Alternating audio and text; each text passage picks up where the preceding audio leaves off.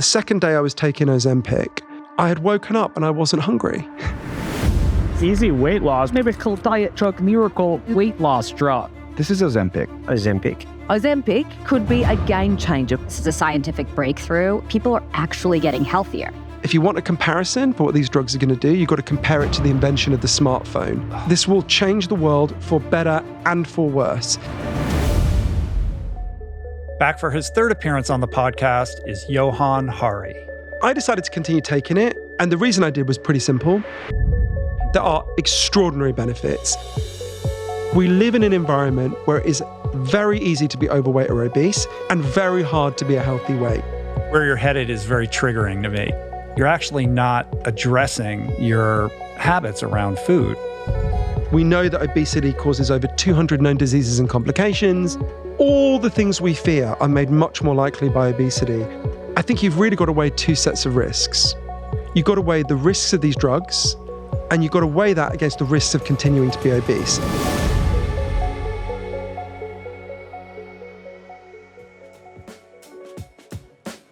Today's episode is brought to you by the awesome organizations that make this show possible.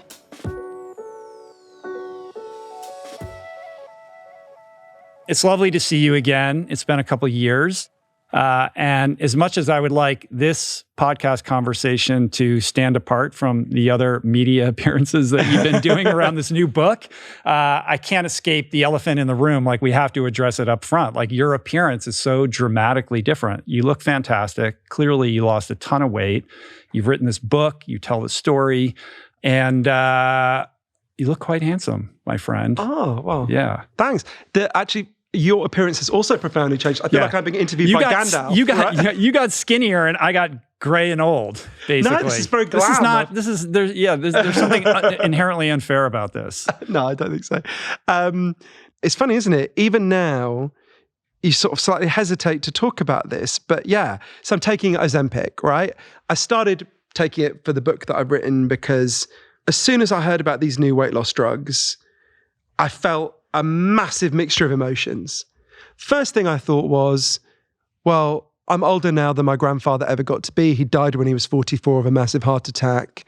Loads of the men in my family get heart disease. My dad had terrible heart problems. My uncle died of a heart problem. If there really is a drug that can reverse obesity or hugely reduce it, and we know the average person who takes Ozempic or Wegovy loses 15% of your body weight, I thought, wow, that could mean a lot to me, right? We know that obesity causes over 200 known diseases and complications. You know, a drug that can move you away from that could be a big deal. But I also immediately thought, wait a minute, I've seen this story before. Pretty much every 20 years, going back to the First World War, a new miracle diet drug is announced. It's the oldest story. It dates back to the beginning of humanity. What's the latest snake oil weight loss cure? We've seen it time and time again. There's no biological free pass. There's no way that this could be, on its face as efficacious as one might be led to believe. But I think, and we're going to talk about it, the more you dive into this subject matter, the more complicated and nuanced it becomes. And there are many positives. There's also many negatives. And where you come out in the end, I think, is very case dependent on who you are and your relationship to, weight, right? I think that's exactly right. To try to get to the bottom of this, to resolve these contradictions, to figure out, can it be as good as it seems? Can you really have a free lunch? I guess with Ozempic, it would be a smaller free lunch. I went on this big journey all over the world, from Iceland to Minneapolis to Japan, to interview the leading experts on this, the biggest critics of the drugs, the biggest defenders. And I think you're exactly right. I think people should be very wary of anyone who's saying about these drugs either just uncomplicatedly, yay, everyone should be on them, or boo, nobody should be on them. I think is missing the much more important nuance and complex point, which is, the subtitle of my book, Magic Pill, is the extraordinary benefits and disturbing risks of the new weight loss drugs. Because the truth is both halves of that are true. There are extraordinary benefits and there are 12 disturbing risks. And there's no one size fits all for that. And there's a lot we don't know, but there's a lot we do know. And I think what people really need to do is go down the list of the benefits and risks, see which ones apply to them, which ones don't. And also just be prepared for some of the psychological changes that happen when you take these drugs, some of the big cultural changes that are going to happen now. 47% of Americans want to take these drugs. This is blowing up all around us. Everyone who takes these drugs becomes a kind of walking advertisement for the drugs. This is huge. This is going to change so much. Barclays Bank commissioned a very sober-minded financial analyst called Emily Field to go away, research these drugs to guide their future investment decisions. And she came back and said, if you want a comparison for what these drugs are going to do, you've got to compare it to the invention of the smartphone. I think she's right. There does seem to be something qualitatively different about Ozempic and these GLP-1 agonists that distinguishes them from past versions of what we might think of as a magic pill. Like there really is something unique and different here. But let's like walk through it. Like tell the story of how you came to decide that you were going to give this a try. Yeah, I think I remember the exact moment I learned about it. It was the winter of 2022. Was invited to a party. It was that moment when the world got reopened, right? I hadn't been to a party like everyone else in the world. I hadn't been to a party in 18 months, however long it had been. And I was in an Uber on my way to the party, and this was a party thrown by an Oscar-winning actor. I'm not saying that just to name drop. It's relevant to what happened next. And I was sitting there. You didn't call me to say, "Hey, Rich, you want to come along to this party?" You will definitely be my date to the next one.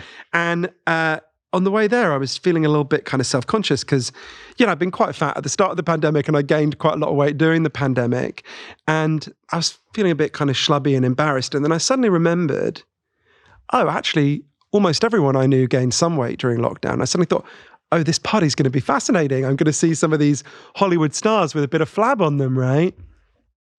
And I arrived, and it was the weirdest thing. It's not just that they hadn't gained weight. Everyone was like gaunt. Everyone looked like their own Snapchat filter, right? They were like clearer and cleaner and sharper. And not just the actors, but like the agents. Everyone was like markedly thinner. And I was wandering around, and I bumped into a friend of mine on the dance floor, and I said, oh, looks like everyone really did take up Pilates during lockdown. And she just laughed at me, and I didn't know why she was laughing. And that was when it was explained to me.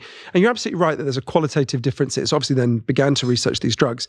So these are new drugs that work in a completely new way on a totally new set of mechanisms, which really do guarantee very high amounts of weight loss. In fact, the next in these classes of drugs guarantee more. Mounjaro, the average person who uses it loses 21% of their body weight. And for Triple G, which is the next, which will probably be available next year, the average person loses 24% of their body weight, which is only slightly below bariatric surgery. And we know some things about how these drugs work. So if you ate something now, Rich, doesn't matter what it is, after a little while, your pancreas would produce a hormone called GLP-1. And GLP-1 is just part of your body's natural signals going, hey, Rich, you've had enough. Stop eating, right? But natural GLP-1 only stays around in your system for a couple of minutes, and then it's washed away. What these drugs do is they inject you with an artificial copy of GLP-1 that instead of sticking around for a couple of minutes, sticks around for a whole week, which has this bizarre effect. I will never forget the second day I was taking Ozempic. I woke up and I was lying in bed and I thought, I feel something really strange. What is it? And I couldn't locate in my body what it was that I was feeling so strange about. And then I realized I had woken up and I wasn't hungry. That had never happened to me before, right? I spent my whole life eating processed food, ultra-processed food. I used to wake up with this kind of raging hunger. And really on autopilot that day, I went to this diner just up the street from where I live. And I ordered what I used to order every day for breakfast, which I'm embarrassed to say to someone as healthy as you. It was a huge chicken sandwich with loads of chicken and mayo in it. And I would eat that normally, and I would still like want to have a bag of potato chips or something. And I ate it, and I had like 3 or 4 mouthfuls, and I just was full. I didn't want any more. So what these drugs do is they boost your GLP-1 levels and some other gut hormones for the other drugs, and which makes you feel very full very fast. Now, initially it was thought that was an effect primarily in your gut. We now know actually GLP-1 goes to your brain. We have GLP-1 receptors in your brain. So, and it changes your brain in complicated ways. But so this is a completely new kind of drug. And the findings on weight loss are very robust, right? Most people lose significant amounts of weight when they take these drugs. But when they go off them, it's something like a 70% reversal, right? They gain the weight back 70% of the time within a year. That's exactly right. So there's a big debate about, there seems to be anecdotally a minority of people who use these drugs to interrupt their habits, build new habits, then come off them and keep the weight off. But we don't have any studies of that yet. We know that most people who stop taking them just regain the weight quite quickly. Now, we want to take that with a little bit of a pinch of salt because those studies were funded by the drug companies who obviously have a vested interest in wanting you to take it forever. But it does seem to be the case that these drugs are more like statins or blood pressure medication. They work for as long as you take them. And then when you stop taking them, the effect goes away. It's not a cure. It's a chronic, it's a treatment for an ongoing situation, which makes it a much bigger deal to take them, right? It's not a holiday romance. It's getting married, and it's getting married if you're a Mormon, right? It's going to last your whole life if you want it to work. Initially, when I started hearing about Ozempic and Ozempic face, and you see these pictures of these people who are looking gaunt with their eyes kind of sunken in their head, I thought, like, there's just no way that this can be good. Like, I was just absolutely against the idea of this having any kind of long-term, real, meaningful benefit. But when you reflect upon the obesity epidemic and what's driving it, which is our unhealthy food ecosystem, which you write about, and we're going to talk a little bit more about, we're looking at incredible increases in the percentage of obese people in the Western developed world. I think it's something like 27.8% of the British population is obese, much higher in the US, something like, what is it, 42.5 or something like that.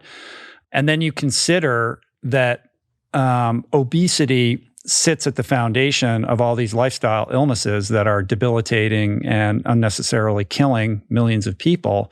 If there's a way to get people less obese, if we can get people to lose weight, they can sidestep some of those illnesses. And this seems to be a very effective way to do that. If you are a chronically obese person who's tried everything and been on every diet and has never been able to make it stick, there seems to be, a bit of opportunity here, right? And so I think it would be helpful and informative for you to share your own history with food. I mean, you tell these stories about, the chicken shops and the KFC and your friend who passed away. And this is something you've kind of contended with your entire adult life. Your relationship with food. Yeah, I had many low points in my relationship with the junk food, but perhaps the worst, I can tell you exactly when it happened. It was Christmas Eve 2009 at 1 p.m. I went to my local branch of KFC where I lived at the time in East London. And the guy behind the counter said, "Oh, Johann, I'm really glad you're here." I was like, "Oh, okay." And he said, "Wait a minute." And he went off behind where they fry the chicken and everything. And he came back with every member of staff who was working that day and a massive Christmas card in which they'd written "to our best customer," and everyone had written like little personal messages. And one of the reasons my heart sank is I thought, this isn't even the fried chicken shop I come to the most. This is not a good sign, right? So I spent, my diet was predominantly shit, basically, most of my life. I grew up in a working class family. We ate we're a little bit ahead of the curve. We ate a little bit worse than British people did at the time, but now people in Britain have basically caught up with where we were. My diet was mostly processed and ultra-processed foods. And so I wasn't actually a fat kid, but I became I became obese when I was in my sort of early 20s. And, I had periods where I would lose weight, but I would always kind of go back. And you've gone to exactly in your question, you've gone to the heart of this dilemma, right? If you can lose weight through diet and exercise, and a significant number of people can, it seems to be 10 to 15% of people can do it that way and keep it off in the long term in this environment. Everyone should try that first. There's very few risks to that. There's much less risk than there are for these drugs. If that didn't work for you, as it didn't work for me, and we can explore why, and there's some scientific evidence about why it doesn't work for a lot of people, I think you've really got to weigh two sets of risks. You've got to weigh the risks of these drugs, 12 big risks. Some of them are really worrying. And you've got to weigh that against the risks of continuing to be obese. And this will sound weird, and I think it'll sound dumb to you because you know so much more about health than I do. The thing that most shocked me in the research for my book is actually the thing I thought I'd known since I was a little boy. It's just how bad for your health obesity is, right?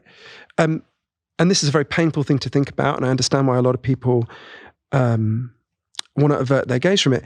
But even let's think about one of the most simple things. I guess I've known since I was 7 years old that if you're obese, you're much more likely to get diabetes, right? But I thought until I did the research for my book, okay, diabetes is not a good thing. Obviously, I'm talking about type 2 diabetes. Diabetes is not a good thing. But as long as you've got health insurance, you get insulin, you're basically like everyone else. I thought a diabetic plus regular insulin is like you or me. That's not true at all. Diabetes knocks 15 years off your life on average. And if you're obese when you're 18, you have a 70% chance of becoming diabetic in your life. And diabetes causes horrendous problems. It's one of the biggest preventable causes of blindness in the Western world. More people here in the US have to have a limb or an extremity amputated because of diabetes than because they got shot.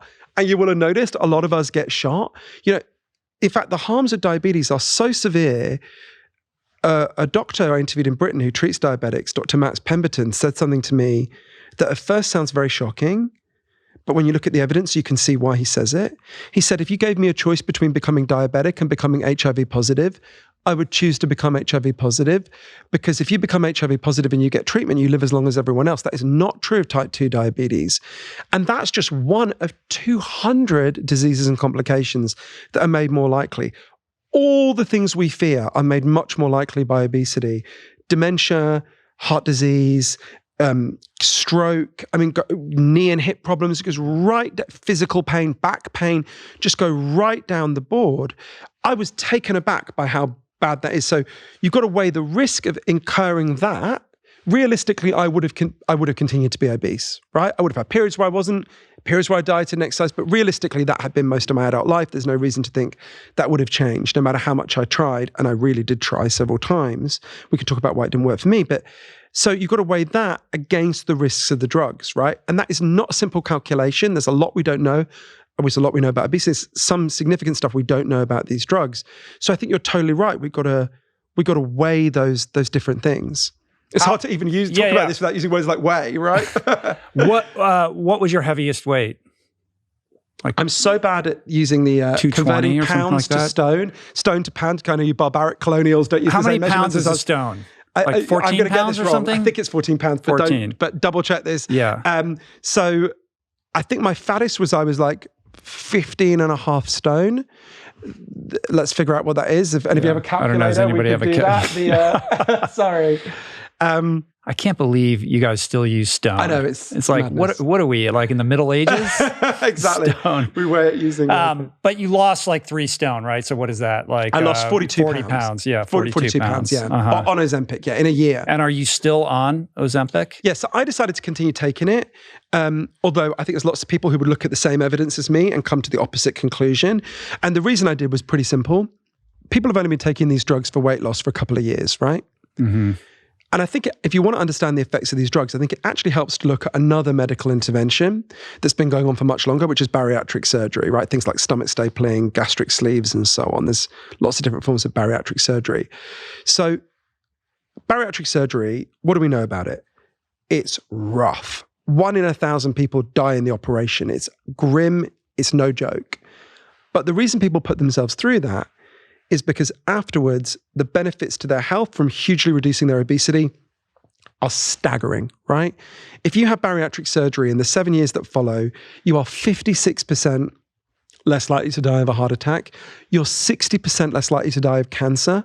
You're 92% less likely to die of diabetes-related causes. In fact, it's so good for your health. In those 7 years, you're 40% less likely to die at all, right?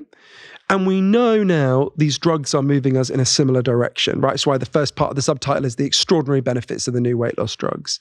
So for example, if you take these drugs and you have a BMI higher than 27, which I certainly did at the start, your risk of a heart attack or stroke goes down by 20% in the 2 years that follow. That's extraordinary. So for me, given the heart disease risk in my family, that outweighed my very real concerns about some of the other stuff that's going on here. But like I say, a lot of people will not have that heart attack risk in their family. And for them, there'll be a different calculation. So you've really, I think, I hope the book is a kind of guide to people who think in a much more personalized way about this. What are the risks that might be playing out for me in both areas, in the obesity and in the drugs? I have this incredible aversion to the idea that the solution to our poisonous food system that proliferates in ultra-processed foods that people become addicted to, that's driving obesity, that the solution to that poison is this other poison. And it plays into the kind of vertical integration of big food and big pharma and the control that these gigantic conglomerates have over the trajectory of our lives. Like, I just hate that narrative so much. And I'm so resistant to the idea that that a drug could be a viable solution, even in the short term, to this problem. And that's, informed also because of my own story and my own struggles with weight and this solution that I found, and eating a whole food plant-based diet and restoring my health, and this exploration, into diet, nutrition, and fitness that I've been on for many years. But I also have to recognize exactly what you just said. And I have a good friend who's a bariatric surgeon. His name's Garth Davis.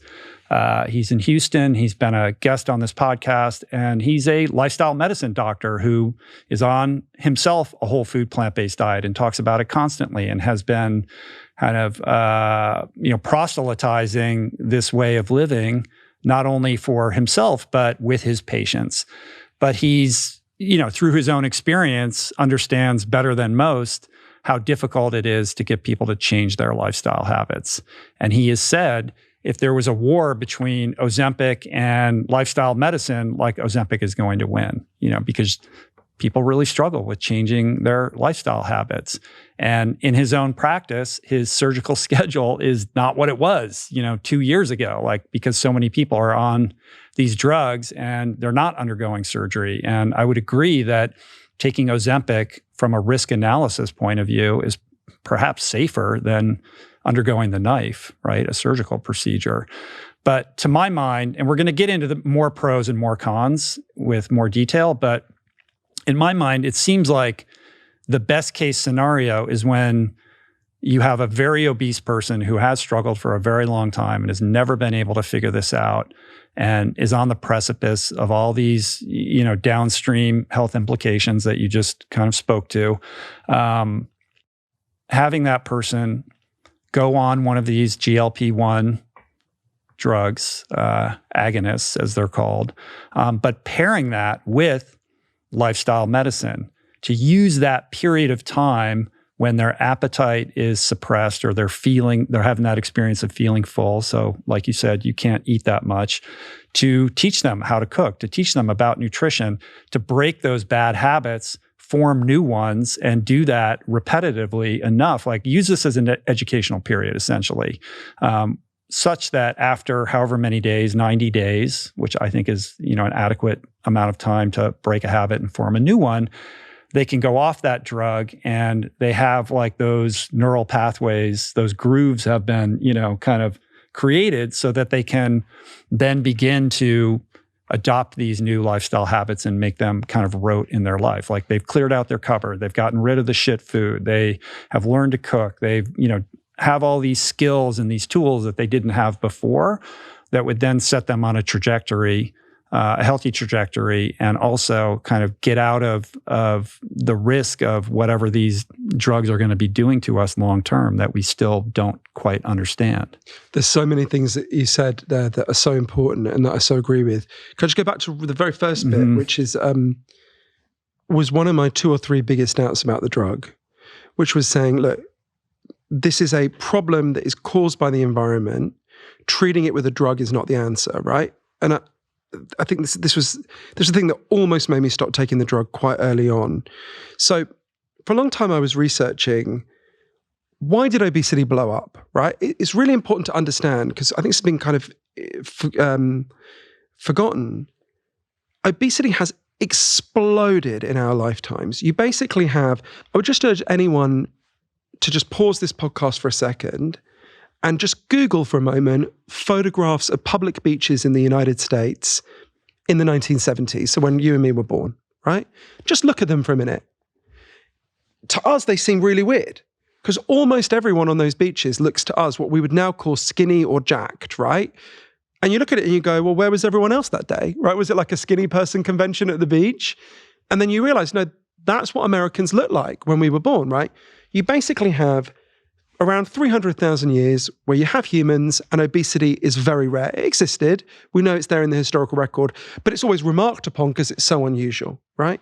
And then essentially in our lifetimes, this staggering explosion. So between the year I was born, 1979, and the year I turned 21, obesity doubled here in the United States. And then in the next 20 years, severe obesity doubled again, right? And you look at that and think, well, what happened? What's going on there? Because it goes to the heart of this point you were making, where you're absolutely right. We know why this happened. This change, this explosion in obesity happens in every country that makes one change.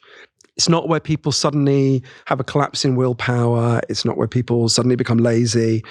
It's where people move from mostly eating a diet that consists of whole foods that they prepare on the day to eating a diet that mostly consists of processed and ultra-processed foods, which are constructed out of chemicals in factories in a process that isn't even called cooking, it's called manufacturing food.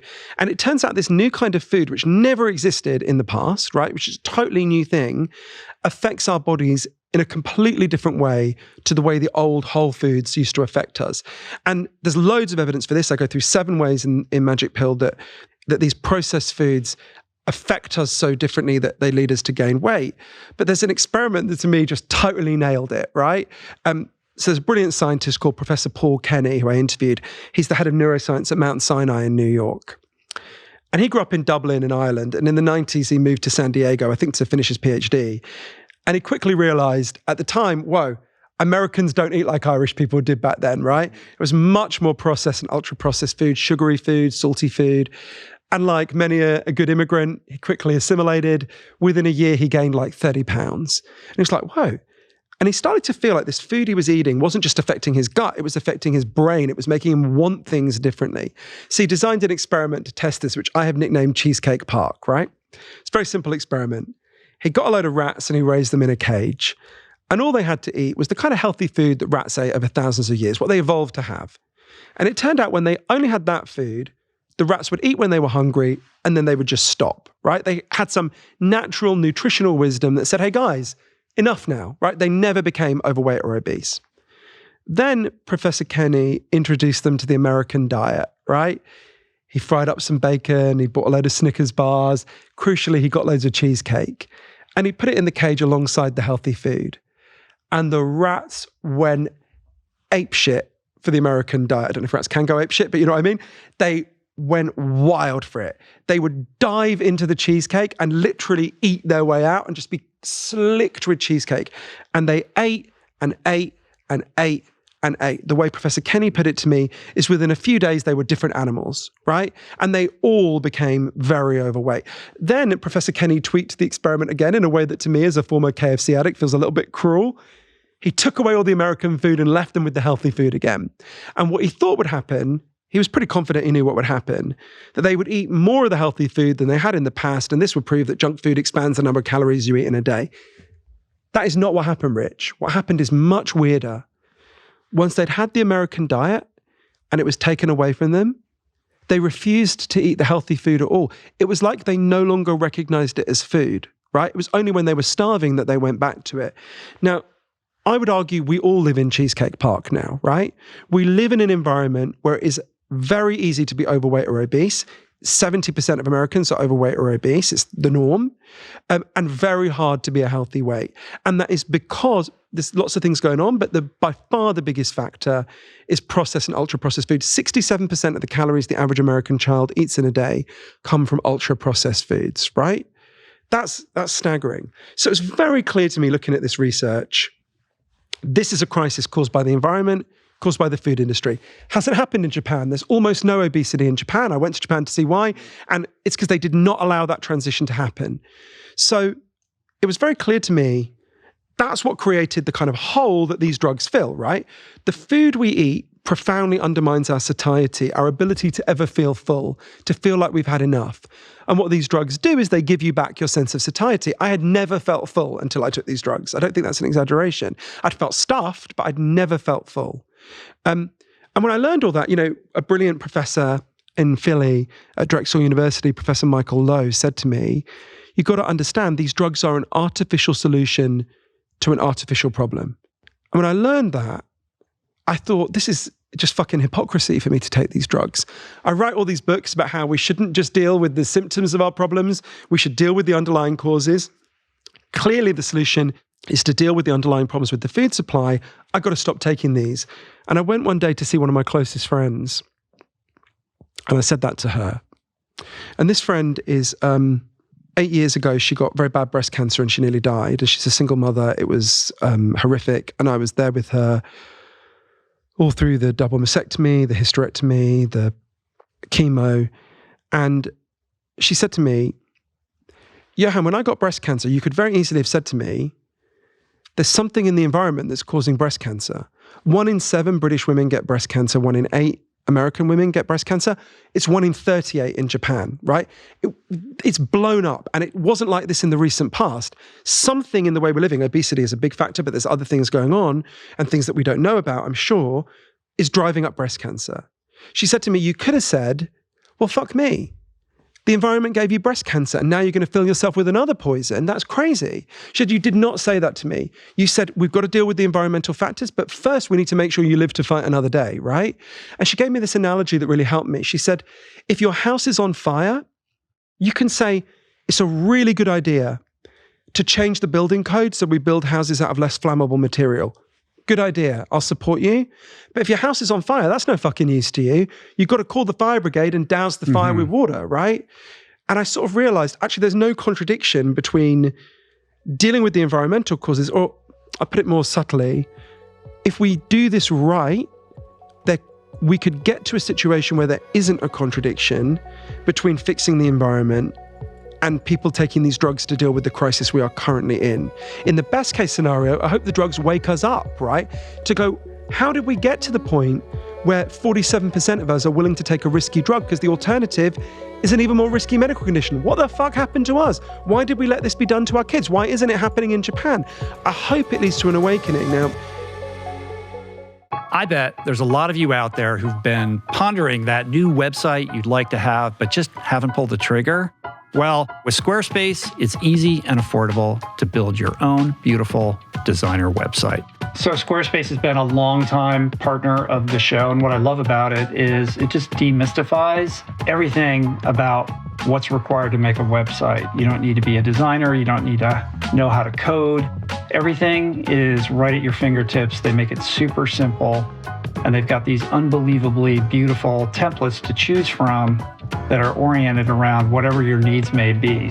Whether you need a simple landing page or a full-on online shop, Snap, Crackle, Pop, Squarespace has the tools you need to launch your business, including e-commerce templates and inventory management. So make that website. You got it. Click the link in the description below for a free trial. And when you're ready to launch, use offer code RichRoll to save 10% off your first purchase of a website or domain. Of course, if the house is on fire, you got to put the fire out first. But at some point, personal responsibility has to enter the equation. And the solution can't be to put a Band-Aid on a Band-Aid or to treat a poison with a poison. Yeah. And I think, and I believe that there is a way forward with an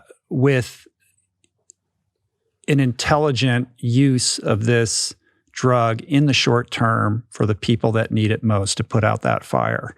But back to the study, the Cheesecake Park rat study, I suspect that in that third phase where they reintroduced Whole Foods and the rats resisted it, if you allowed that phase of the study to persist for 90 days, at some point, they're going to return to a baseline and they'll start eating that food again. And that's because that's going to be driven not only by need, because it's the only caloric source available to them, but also because there's changes in the microbiome and, cravings adjust over time. You know this as somebody who's looked at addiction and the like. When you take an interval of time, a break in between the thing that you crave, you will slowly, like the cravings subside, right? And there will be physiological changes and you will reach some kind of, equanimity with the whole thing. So to the lifestyle medicine piece, using this period of time to, get people trained up on healthy foods, like there is something about eating the correct foods that will provide your body with the GLP-1 signaling that it needs. Like if you're eating tons of cruciferous vegetables and a high fiber diet, you're going to feel full with less calories because you're eating the foods that your body craves. And when you're eating cheesecake, you're eating tons of calories, but you're not providing your body with any nutrients. And there has to be something to the idea that, your appetite is not sated because you're actually not nourishing yourself. All you're doing is putting pounds on the waistline along the way. And so I think with respect to your journey, I almost feel like the book is missing a final chapter, which is what happens when you go off it. And are you going to be able to be in a better place to master your cravings and your habits and adopt new ones, healthier ones with staying power? Like that's the chapter that I want you to write next. And I know you're still on it, but at some point, my suggestion to you is to as a journalist, if for no other reason, to have that experience and share what happens.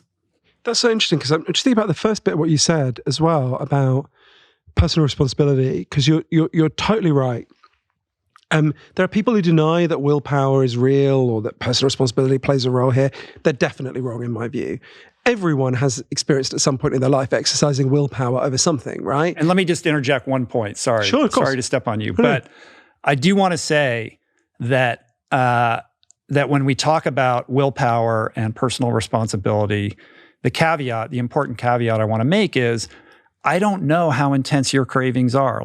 I can't assume that whatever I went through in terms of my, emotional attachments and the cravings that I experienced are on the same level as yours or anybody else's. It's not out of the realm of possibility that whatever you experienced not too long ago was 10x what I experienced. And I think we make an assumption that those experiences are universal across the board, and I'm certain they're not. I think that's a really good point. I think there's another sort of additional insight about willpower that's so important for people to bear in mind.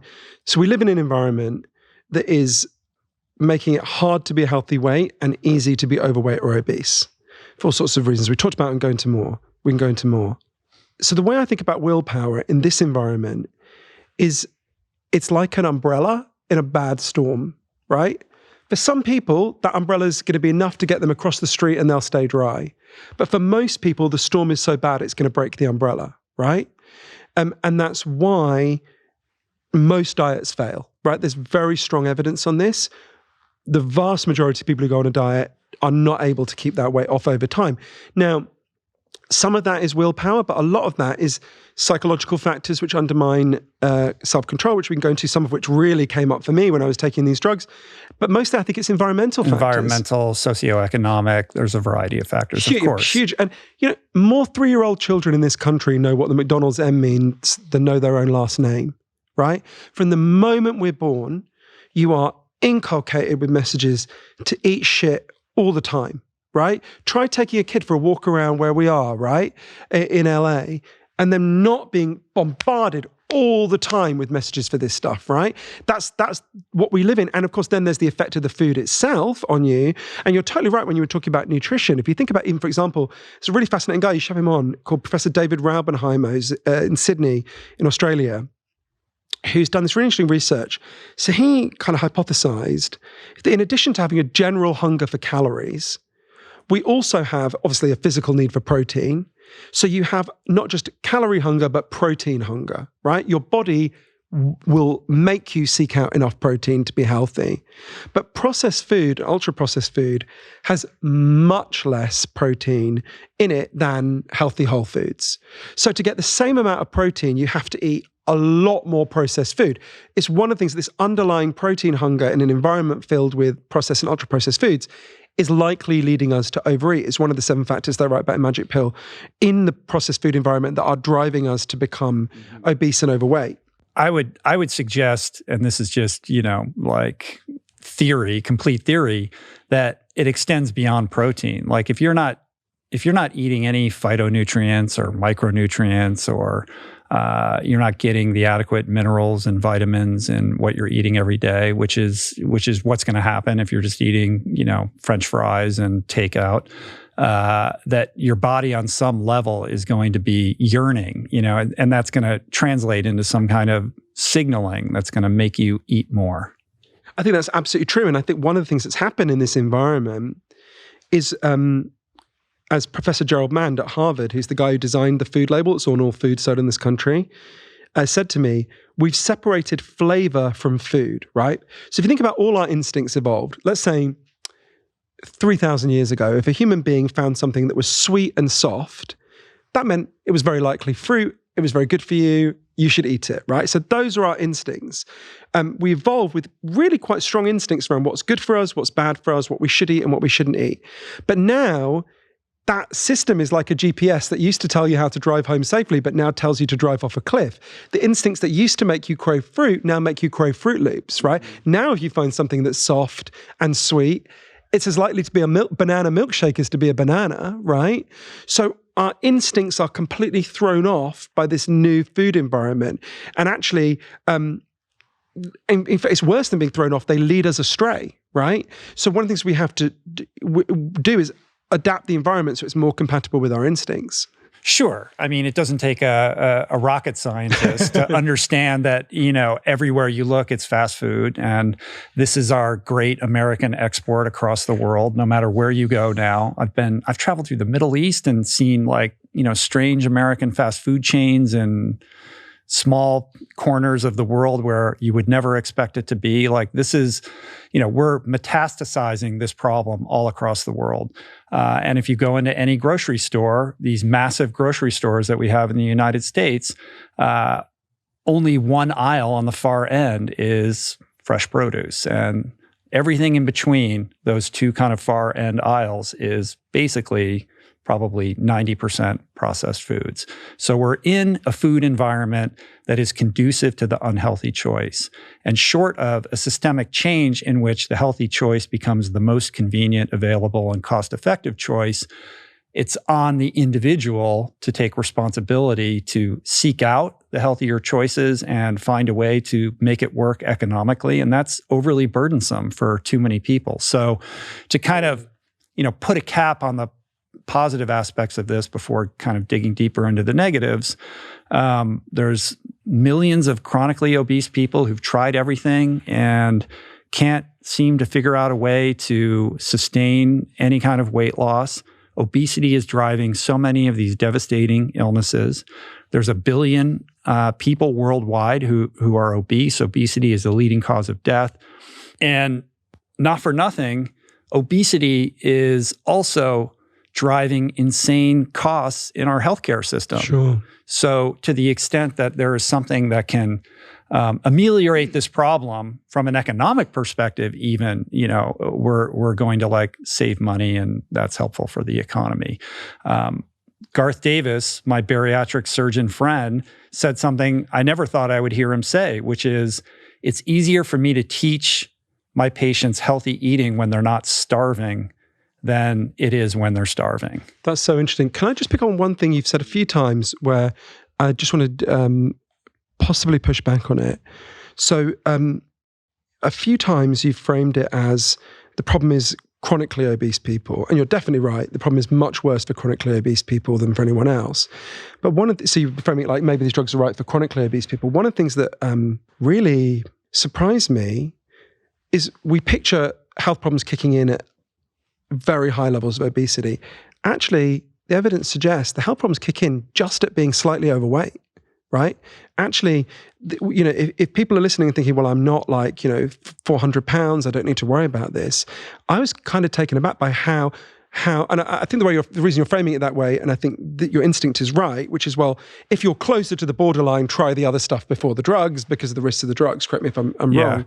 I see where you're headed is very triggering to me because it's tell me why. Because it gets into the personal responsibility piece. Like if you're somewhat overweight and not chronically obese, you're not 300 pounds or what have you.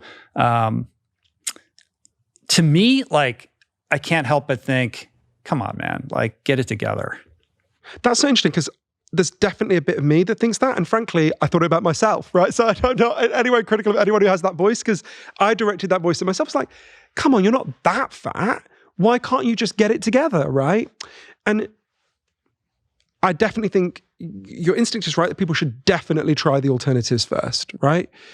But it was interesting to me as a woman. Interesting that you frame it as the alternative when it should be like this is what we're meant to do. This shouldn't be considered an alternative. That's such an interesting point. You know, this is like how we're wired to live, right? This should be the primary. Yeah, that's a very wise point, and you're right to pick me up on that.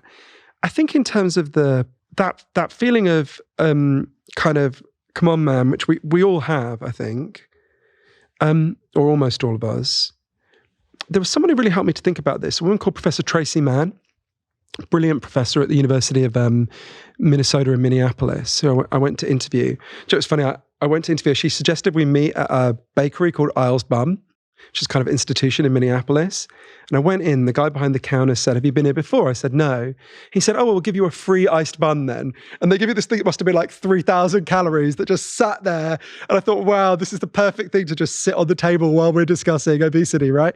And I got it for nothing, for free.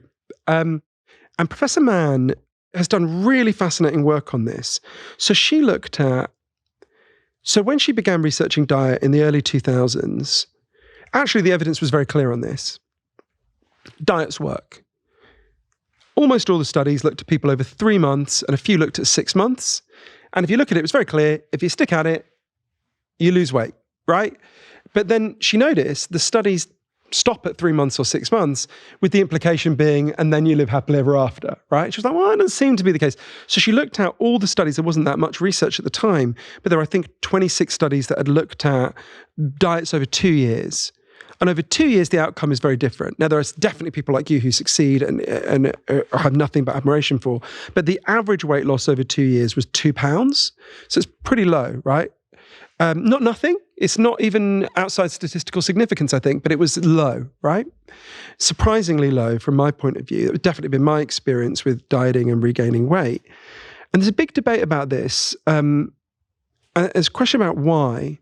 And there's an explanation that has persuaded a lot of scientists, not all, which I think might help us to think about this. It also might help us to think about some of the effects these drugs are having on the brain, although that's more controversial.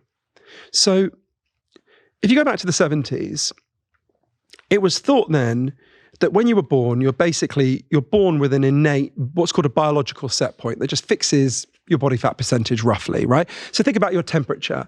Your body temperature is fixed, right, by your brain. And if you go outside that range, if you get too hot, your body works really hard to make you sweat, bring it back. If you get too cold, your body works really hard to make you shiver, bring it back up. So we have a fixed temperature set point, and your body works unbelievably hard to keep you at that temperature. And if you get outside that, your body, really works hard. It was thought at the time that basically you had something similar with weight. So you could vary a bit, just like you or me could go to the Sahara or we could go to the Arctic. You can vary it a bit, but you couldn't vary it that much. But then the obesity crisis happened and blew up, right? And suddenly they thought, well, that can't be right. How could that be? If it's fixed at birth, how could it explain this staggering rise? But that's led to, and people like Professor Michael Lowe have written about this, it's led to an adjustment in biological set point theory, which is also being used by some of the people talking about these drugs. So what they argue, and there's some good evidence for this, is that as you gain weight, your brain fights to keep you at that higher weight. So let's say you gained, 100 pounds now. Like, please don't, it'd be a tragedy to women and gays everywhere. But if you did, it would. But you think about that weight gain, as Dr. Giles Yeo, who's one of the leading obesity specialists at Cambridge University, said, your brain hates it when you lose weight. It would fight to keep you at that higher weight. So when you try to lose weight, all sorts of changes would start to kick in that would make it harder. Not impossible, but harder. Your metabolism would slow down. We've got a lot of evidence for that. So you would burn calories more slowly. You would crave more sugary and salty foods. You would actually pay attention more to sugary and fatty foods. And I remember when I first all these scientists were explaining it and reading it, frankly, I thought, I do not believe this. Because why would evolution endow us with something that was so maladaptive? If being obese is so bad for your health, why would evolution make us hold excess weight? It made no sense to me. But actually, several scientists explained it to me. They said, like Professor Lowe, you've got to picture the circumstances where human beings evolved. In the circumstances where we evolved, the situation we now live in, where you're surrounded all the time by massive excess calories that will last your whole life, that never happened to human beings before us, right? It was impossible.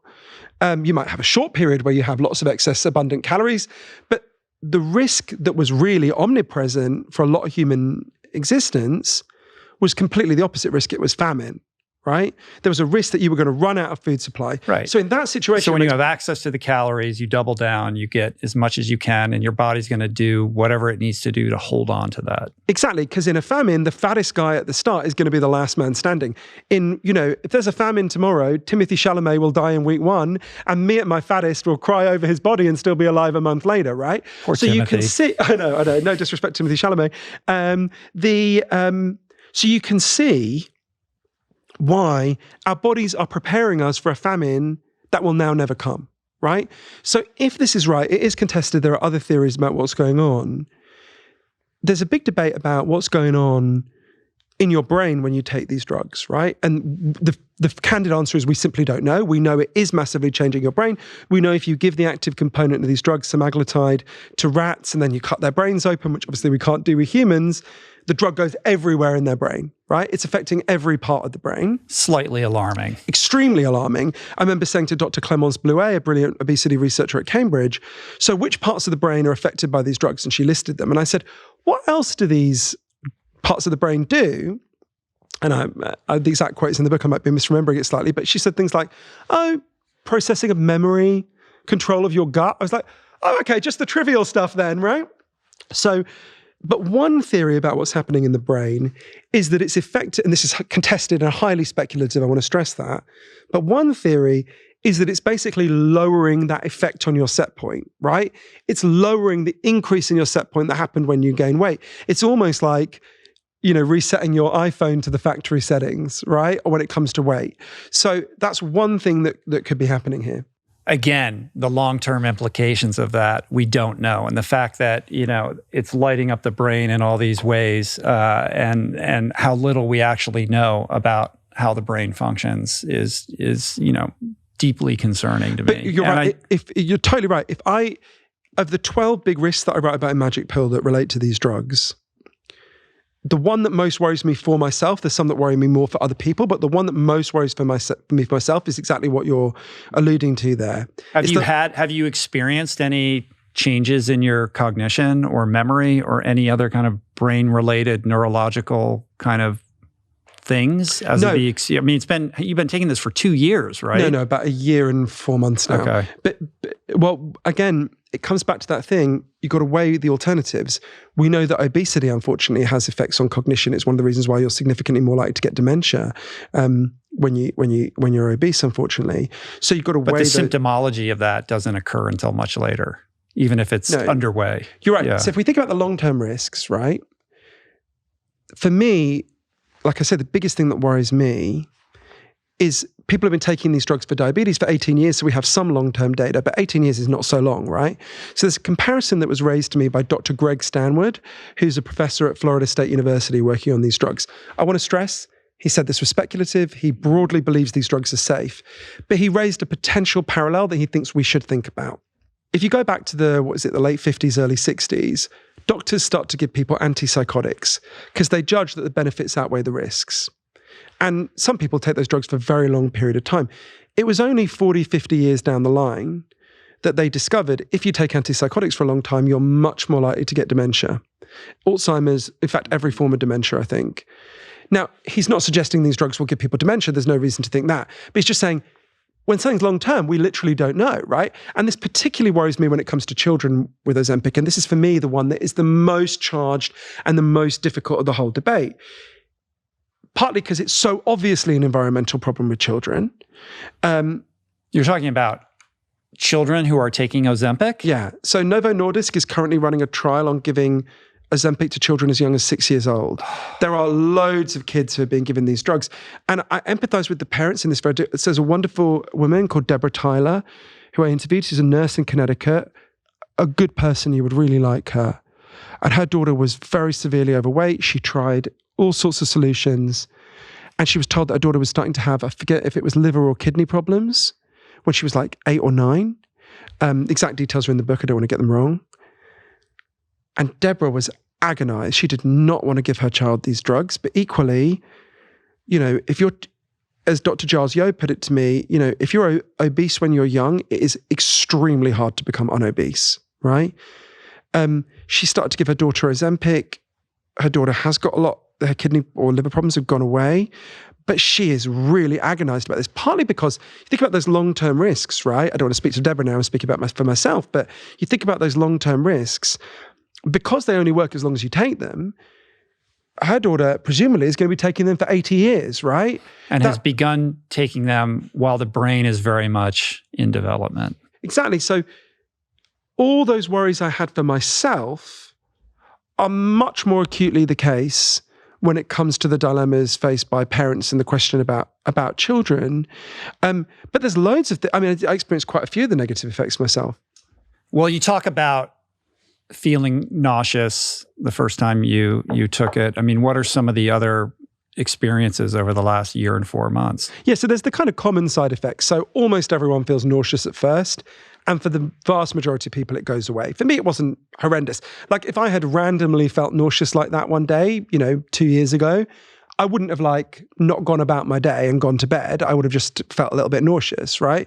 It wasn't, some people it's much worse. I interviewed someone called Sunny Newton in Vermont who was horrifically nauseous for months on end. She said it felt like an alien was inside her body, right? That's unusual, but not unheard of. So there's lots of common side effects that I go through in the book. Actually, weirdly for me, the kind of minority but not uncommon side effect that was weirdest was that for some people it increases the rate of your heartbeat, not massively, but somewhat. And for me, it was hard. It's hard to have your heart racing and not interpret that as anxiety and just be like, oh, what's going on, right? So it took me a little bit of time to adjust to that. But actually, in terms of the 12 risks, the one that most played out for me, and I want to stress this is contentious and some scientists dispute that this is happening. Some scientists are concerned that it may be causing depression or even suicidal thoughts in a small minority of people using the drugs. I want to stress most people who take the drugs are happy they take them. But there have been doctors who've raised a safety signal on this, both in Europe and the United States. And I had this weird thing. I had a real epiphany about it. So for the first 6 months I was taking the drugs, my friend Danielle was pregnant. And every time I bumped into her, I was like, oh, it's like we're going in opposite directions, right? She was swelling and I was shrinking. But I remember saying to her one day, about 6 months in, this is really weird, right? I'm getting what I want. I've lost a shitload of weight. But I didn't actually feel better. I think I felt better in my body, but actually in my mood, I felt slightly muted. I don't want to overstate it. I wasn't depressed or anything. Certainly wasn't suicidal, but I felt a little bit down and muted, a little bit dulled. And I was saying, what's going on here? And I had an epiphany about it. Not long afterwards, I was in Vegas. As you know, I spent a lot of time in Vegas because I'm writing a book about a series of crimes that have been happening there. And I was researching the murder of someone that I knew and really loved. And it was a very, very hard and difficult thing to do. And I felt like, as you would expect someone to feel when they're doing that. And I went to the KFC on West Sahara. And I ordered what I would have ordered before I was on Ozempic, right? I ordered a bucket of fried chicken. And I had a chicken drumstick. And I realized, I remember looking at the food and thinking, oh shit, I can't eat this. I can't eat it, right? If on Ozempic, if you tried to deliberately overeat, you would, I think, throw up. I mean, I've never tested that, but it would be very hard. It'd be like, imagine you just had a whole Thanksgiving dinner and I showed up. I mean, I know for you this wouldn't apply because you have a plant-based diet, and I showed up and said, hey, Rich, great news. I've got you a KFC bucket, right? You'd just be like, oh, can't do it. And I remember looking at this chicken and thinking very consciously, oh, I'm just going to have to feel bad, right? I realized in that moment, and there's evidence for this, I realized, so what these drugs do, this is something that I really don't think people are being prepared for. What these drugs do is they radically interrupt your eating patterns, obviously. And what that can do for some people is it can bring to the surface the deep underlying drivers of your eating all along that were in your emotions. I go through 5 reasons why we eat in my book, Magic Pill. Only one of them is like feeding your body, right? Sustaining your body. The rest are psychological. They're factors. And for me, I realized, I've talked about this before, Rich, but, I grew up in a family, there was a lot of addiction, a lot of craziness. And I realized, I think I was sort of aware of this before, but I didn't feel it as acutely until then, how much I had learned when I was very young to manage my emotions by stuffing myself. It's a very particular way of eating. Stuffing is where you deliberately eat beyond the point of being full, because you get a kind of... Yeah, you're managing your emotional state through food. You're muting those uncomfortable emotions through, feeding yourself, and all the blood goes to your stomach. You feel differently. It's not that different from taking a drug or gambling or any of these other kind of addiction outlets. But the thing that's interesting to me about the story you just told is that you're on Ozempic and then you still go to KFC, whether you eat there or not, like you're on this drug, you're losing all this weight, but you're actually not addressing your habits around food, right? You're still finding yourself at a fast food outlet. And this goes to the Band-Aid on the Band-Aid thing. Like, okay, you've written extensively about addiction. You have a lot of self-awareness around your behavioral patterns and who installed these buttons and how they get pushed and how you self-medicate.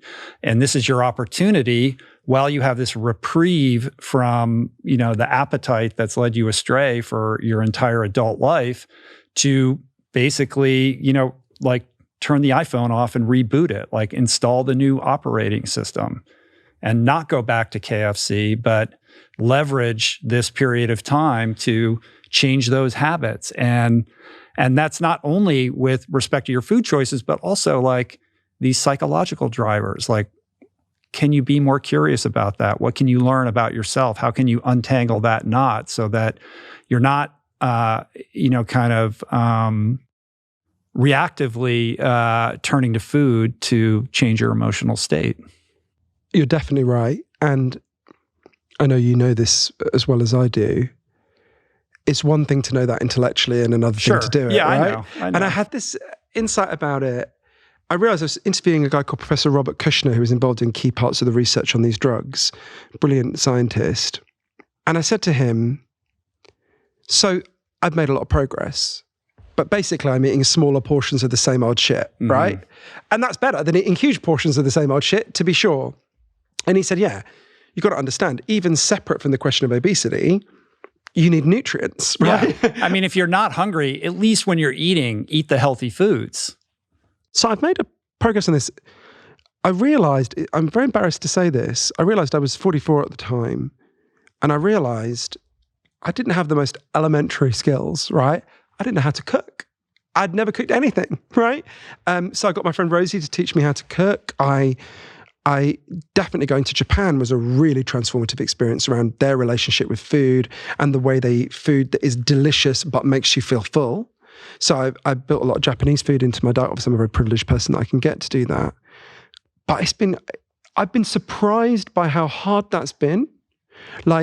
So there was one time when it was easy. So after I finished the book, I went to Jamaica for 3 months. I went to an amazing fishing village in St. Elizabeth in Jamaica, partly to do some research and partly to kind of decompress a bit. I said this before the podcast, but you really know how to vacation. Like 3 months in Jamaica, and then your other book, you were how long were you out in Fire Island? Provincetown, Provincetown, yeah.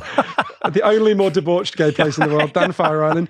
Yeah, I was there for 3 months. I believe in, obviously I'm freakishly lucky that I get to do this, but I believe in that. And especially Jamaica, fuck me, what a great country Jamaica is. Jamaicans know how to live. And I was in this fishing village. I barely left it for 3 months. It blew my mind in lots of ways, but in this fishing village, basically you can't eat anything but healthy, fresh food, right? There is nothing else, right? I mean, Jamaicans have quite a limited diet, but it's fresh, healthy food. So like every day I was eating fish. So I did have these 3 months.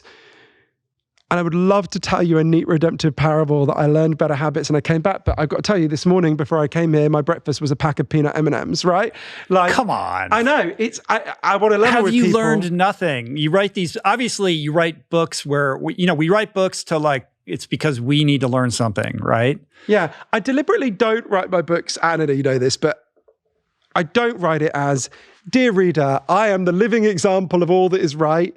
I have done the right thing, and now you must follow me and my great example, because I'm a much more flawed, well, I'm very wary of anyone who says that in any context, but I'm a much more flawed and broken person than that, right?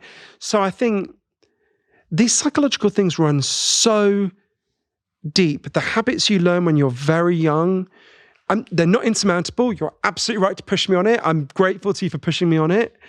There's the psychological elements, there's the environmental elements, try staying in West Hollywood and, having a healthy breakfast, right? It ain't easy, right? Well, you got Erewhon and Whole Foods. It's true. Actually, West Hollywood's a lot easier than Vegas, right? Not a place known for its great healthy eating, but of course you can eat healthily in those places, and I don't want to make excuses for myself in that. You're right to push me on it. But I do want to be level with people about how resilient these patterns are and how it's not that easy to undo this. Although we should all be aspiring to. Maybe not easy, but I would suggest doable. This is the challenge that I'm putting to you. I am a total gearhead, and I've learned that people often overlook apparel. But what you wear isn't just clothes. It is, without a doubt, technology that can make or break a performance. And I can tell you that On is innovating in this space like no other, with next-gen premium fabrics and just this heightened level of sophistication and intentionality previously unheard of that puts them just miles beyond the competition.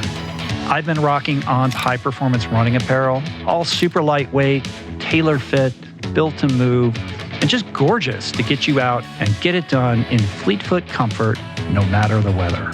I'm super proud to be a brand partner with this impressive team. Truly Swiss innovation at its finest. To get you moving, On is offering an exclusive 10% discount. To redeem, head over to on.com/richroll and use code RICHROLL10 at checkout.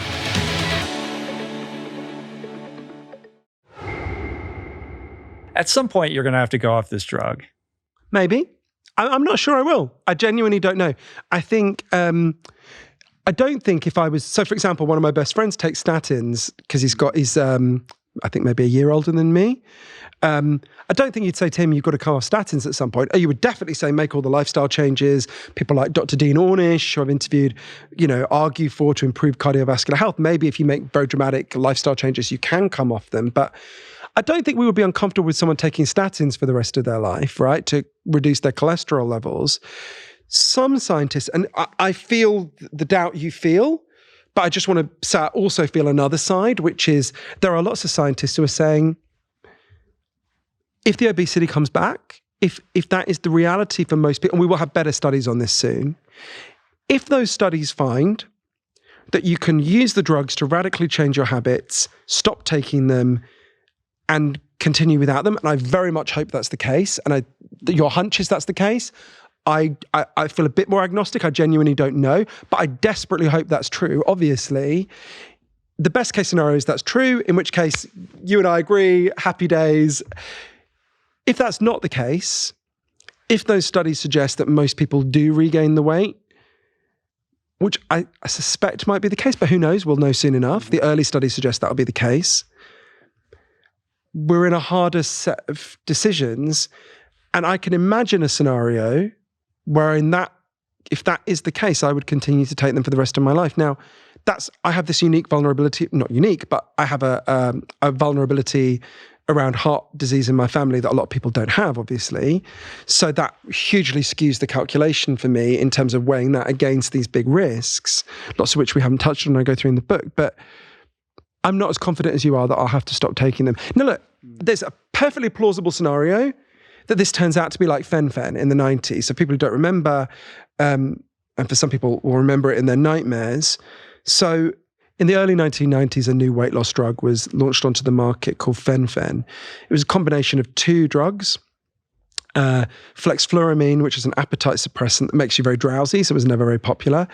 And they combined it with an amphetamine called phentermine, which counteracted the drowsiness and also, makes you more manic. And as anyone who's ever tried amphetamines knows, also has a weight loss effect.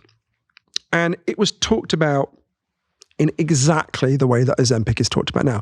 In fact, the front page of Time magazine was the new miracle weight loss drug, ? And it was released. Huge numbers of people took it. There were 18 million fen-phen prescriptions in this country in 1995. And then it was discovered, it was in fact spotted just by a group of ordinary doctors in Fargo in North Dakota, noticed, a lot of our patients taking these drugs seem to be having trouble breathing. So they raised a safety signal that was then investigated. It was discovered this drug both caused heart defects and caused a horrific condition called primary pulmonary hypertension, where the blood vessels in your lungs radically contract and you can't breathe properly. There's no cure for it. If you get it, you're on oxygen the rest of your life. It can kill you. I go through some really devastating stories in the book about that. We also discovered the drug companies knew about this from the start. It came out in the civil litigation. I remember all this. Yeah. There's one, I don't think it would have been an email then, whatever it would have been, an internal memo, where they said, one of the people joked, am I going to have to spend my retirement writing a bunch of checks to a bunch of stupid fat women who can't breathe? Ha, ha, ha, ha, ha. Now I want to stress there's some reason to believe that fen-phen is very different to these new weight loss drugs. Fen-phen was launched based on one study by a company that were frankly shysters, right? These new drugs, have had a huge number of studies carried out on them. They've been taken by diabetics for 18 years. It's not exactly the same to take it for diabetes as to take it for obesity, but that does tell us something about the safety profile, both good things and a few risks. I don't think it's likely this will be like fen-phen, but equally, I don't think you can rule it out, right? So I might be coming back on this show in 5 years' time and I go, shit, I should have listened to you, Rich, right? I have had to stop taking it. I do not rule that out. We've got to be level with people about the risks here. Well, I thought it was interesting when you shared the story of running into your pregnant friend, and you said that you actually didn't feel great. Like normally, if somebody loses that amount of weight, they have a boost in their vitality and their energy, and they just have like an energized relationship with their body that often leads them into more physical fitness and the like. But for you to share kind of a different perspective, which was not feeling really better and maybe even a little bit worse than you did when you were very overweight, I think is interesting. I do feel that benefit now. I definitely do. It took a while. I think I had to go through a quite bumpy process where I had to become more aware of the underlying emotional drivers of my eating. And once they come to the surface, of course, there's a better solution to those problems than, Colonel Sanders, right? Obviously. Have you started exercising? What is your relationship with fitness? Yeah, I walk for about 3.5 hours a day. That's the exercise I can tolerate. But I walk very fast because I can listen to audiobooks. It's like some kind of David Sedaris. Exactly. I love David Sedaris. I want to dig down. We haven't even really kind of taken inventory of all of the kind of negatives or potential negatives here. And there are plenty, right? We referenced a few, but there's also a risk of bowel obstruction. I think Mark Hyman said that there's like a 450% increase in risk of that. Pancreatitis risk increase, thyroid cancer risk increase. This idea that, it kind of violates this law of nature that is there's no biological free lunch. For every benefit, there's some kind of downside, and we're not sure we truly appreciate or understand what that downside is. And then also, and you talk about this in the book, the shedding of lean muscle mass, right? Like you're not just losing fat, you're also in equal measure losing muscle mass and also perhaps bone density along the way, right? So when you're obese, you got to put the fire out, right? That's the most important thing. But I think there's a lot of people who are mildly overweight or people who just want to get ready for the summer and lose that, resistant 10 pounds around the midsection. And they don't give a shit about the long-term implications or the risks because vanity is such a powerful motivation. It overrides our better judgment in many cases. So even knowing the risks, most people, they want to look good when they look in the mirror. They want to feel good about themselves, and they'll just say, "Fuck it, I'm gonna go on this thing. It's just the easiest, fastest route to the body that I've always aspired to have, and I actually don't really have to take responsibility or work for it or change my habits in any regard. Like this is going to do it for me." I think there's a few things in what you just said that are really important.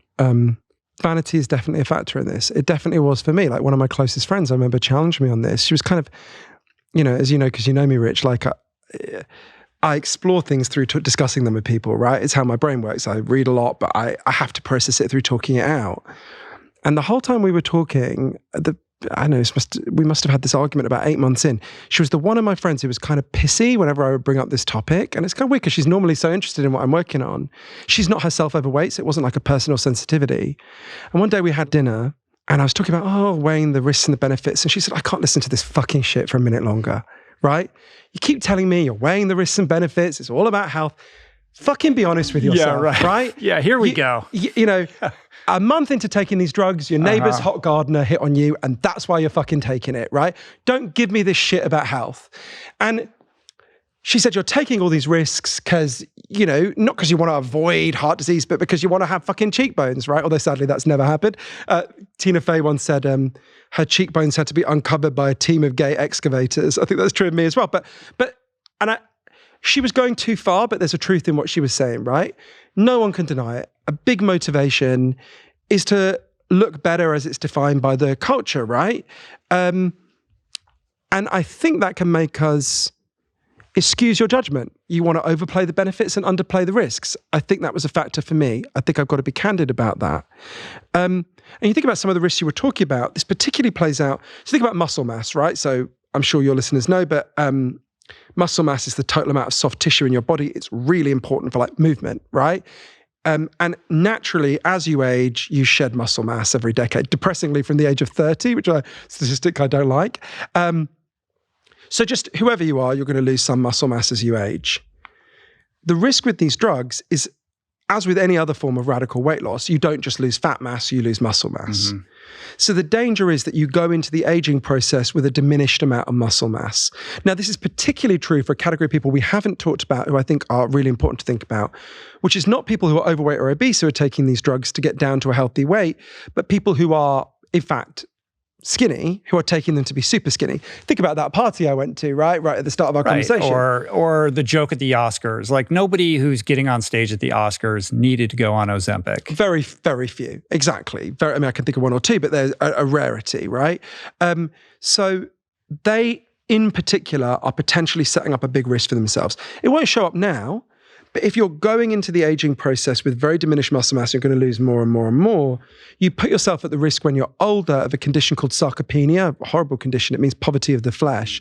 It's basically where you just really struggle to do basic things like climb the stairs, get out of a chair, right. So the danger is, particularly people who are skinny, who are taking them to be super skinny, we're setting in place a kind of time bomb of much more frail, older people further down the line. It's why the firmest piece of advice I would give on this, there's lots of things where I give advice with lots of caveats and uncertainties. But the one thing pretty much all the experts I spoke to agreed on is if you have a BMI lower than 27, don't take these drugs. you're incurring all the risks for only aesthetic benefits, right? Now, don't diss those aesthetic benefits, particularly for women. Women are made to feel shit about their bodies no matter what they do in this culture.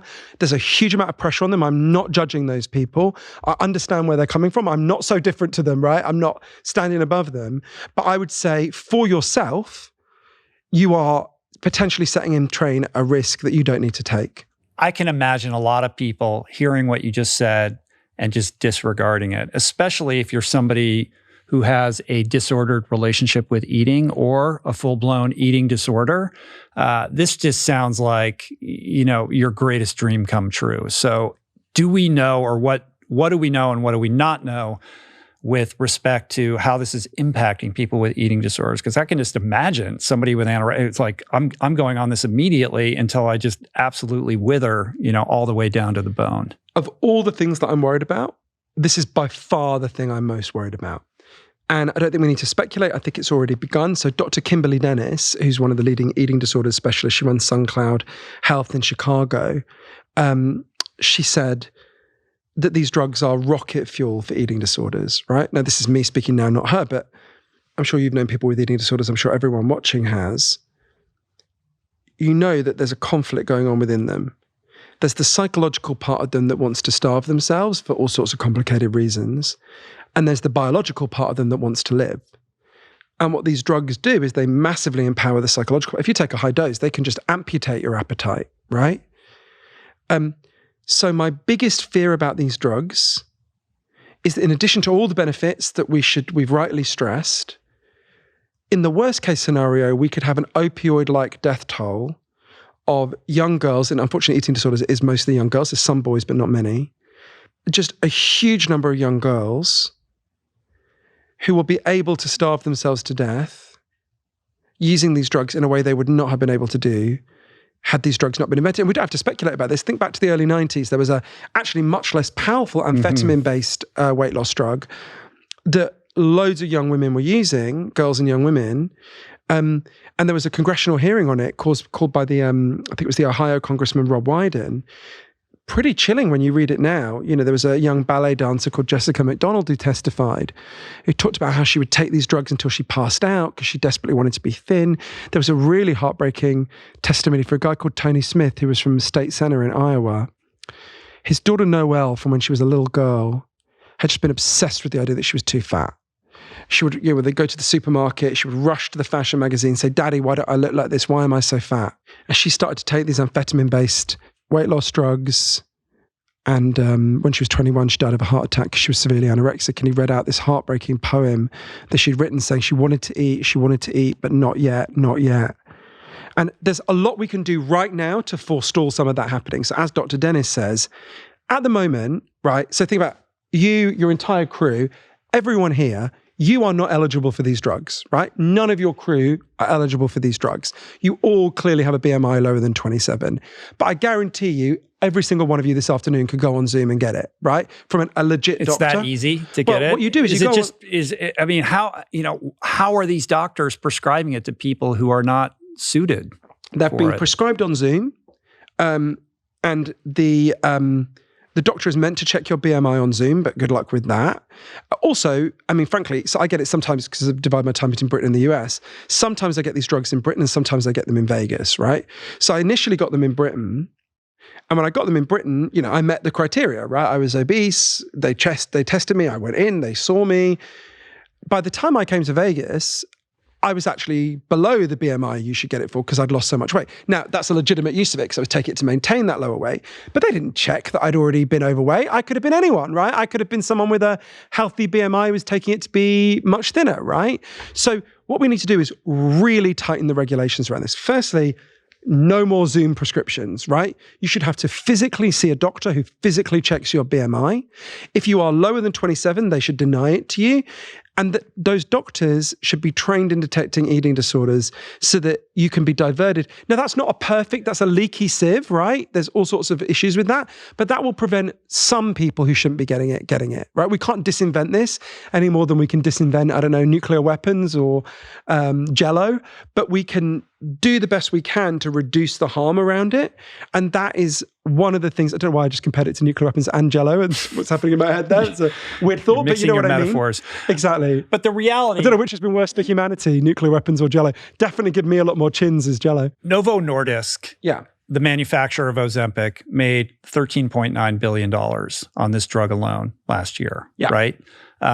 Huge, powerful company with a gigantic upside invested interest in making sure that this drug has staying power and getting as many people on board with it as possible. And I suspect has a very powerful lobbying group in Washington that is going to fight tooth and nail against any kind of regulatory oversight that would impede the flow of this drug into as many hands as possible, including Zoom prescriptions and the like. So I'm not exactly sanguine about, our kind of regulatory bodies and government entities being able to police this responsibly.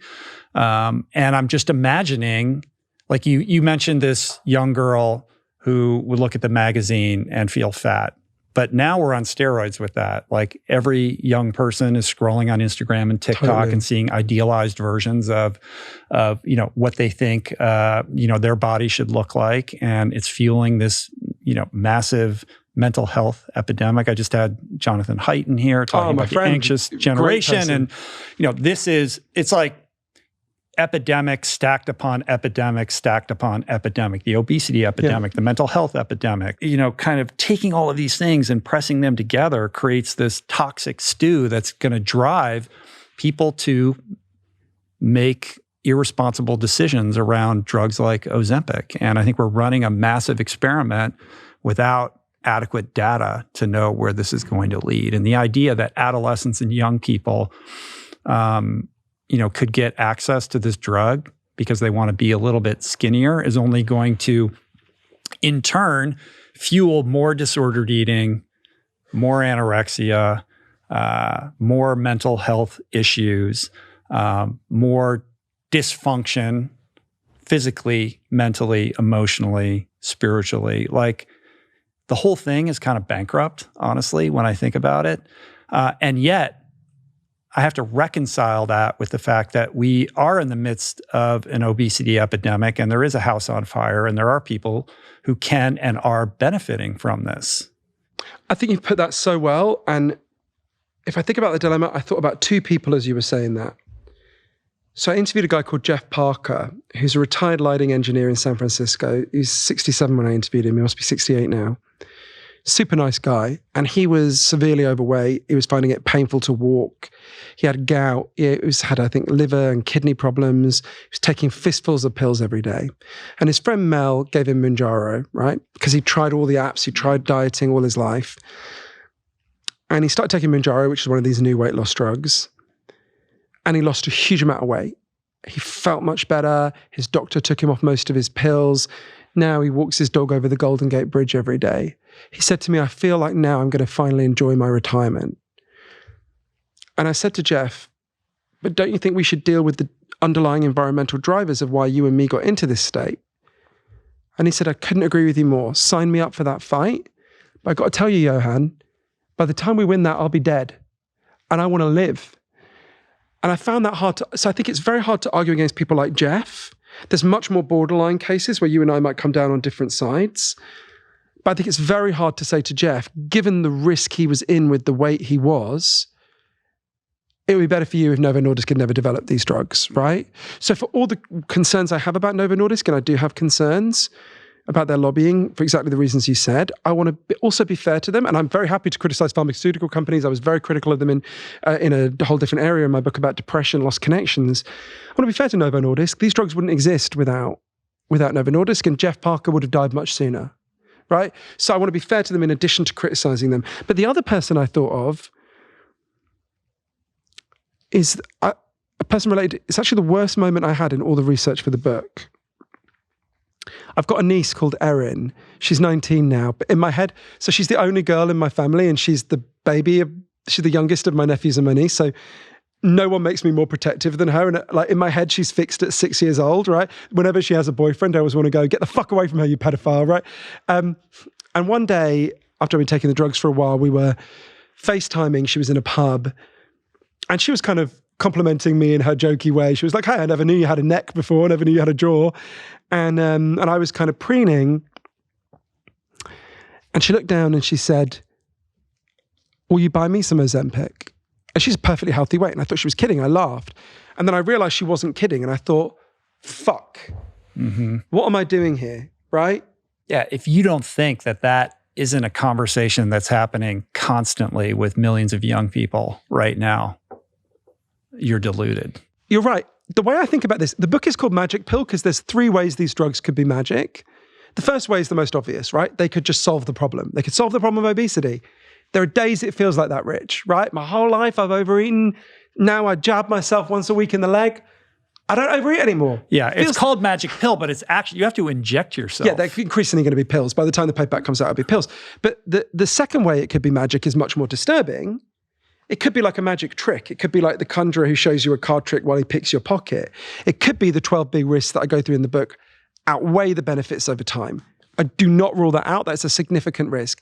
But I think the third way they could be magic is the one you're alluding to, which to me is the most likely.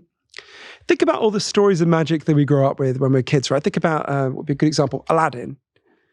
You find the lamp, you rub it, the genie appears, he grants your wish, and your wish comes true, but never quite in the way you expected, right? So here I am, I've rubbed my lamp and I get my wish. I'm much thinner, I'm almost certainly getting the health benefits for my heart, but here's my niece, who's a perfectly healthy weight, going, shit, I need this. Here's her seeing every woman in the public eye who was slightly larger has dramatically shrunk and says that it's just because she's taken up Pilates. And I don't criticize women in public eye get shit, so I understand why they're doing that. But unless there's been an outbreak of dysentery in Malibu, we know it's not, we know what's going on there.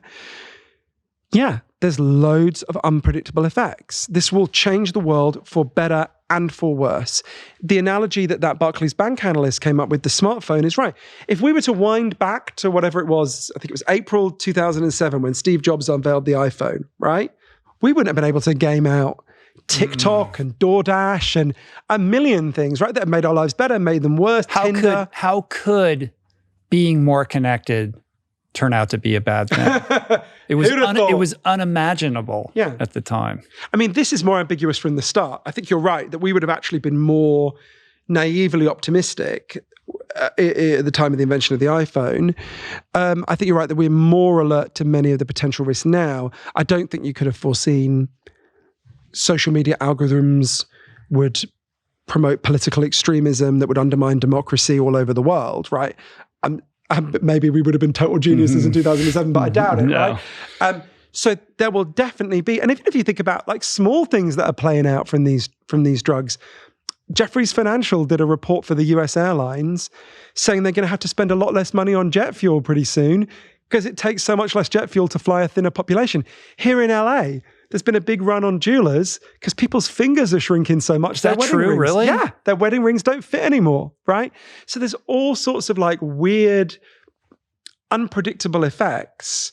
And we're just at the beginning. One of the scientists who worked on them, I think it was Professor Carel LaRue, but it might have been someone else, the quote's in the book, said to me, we've cracked the code of what regulates weight. It's gut hormones. There are more than 70 gut hormones that affect weight. So Ozempic works on one, GLP-1, or simulates one. Mounjaro works on 2, GLP-1 and GIP. Triple G works on 3. But now there's 70 of these damn things, right? There's going to be all sorts of combinations. And increasingly, it's going to be pills. 8 years, we've got big issues around cost at the moment. But 8 years from now, Ozempic goes out of patent. It doesn't cost much to make this as a pill. 8 years from now, unless we're in a fen-phen situation, which I don't rule out, and if someone's watching this in the future on YouTube and go, right, okay. But 8 years from now, it'll be a daily pill. It'll cost $1 a day. Barring a catastrophe, I would anticipate 47% of the population using it is a low estimate, actually. Wow. Wouldn't you? Wow. Given that 70% are overweight or obese, and $1 a day ain't much, right? And I would be worried about that. And the biggest thing I hope is it wakes us up to go, like I said before, how the fuck did we get here and why are the Japanese not there, right? How come in Japan, when I went to Japan, it's the weirdest sensation to walk around a school of 1,000 children, just a normal school, and realize there were no overweight children in that school, right? Because Japanese people protect their children from processed and ultra-processed foods. And there's very few obese adults, right? 4% of Japanese people are obese compared to 42.5% here in the US. I mean, it's kind of weird that our mental picture of Japanese people as a sumo wrestler, it's a bit like expecting an American to look like a bald eagle, right? But yeah, so the hope is that it wakes us up. Now, as I say that, there's a little bit of me that goes, bullshit, it'll send us to sleep.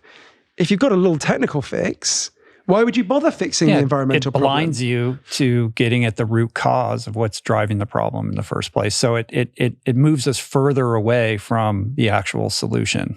Can I say this is not my settled opinion. I don't think most of me thinks this, but it's my most bleak thought about what you just said.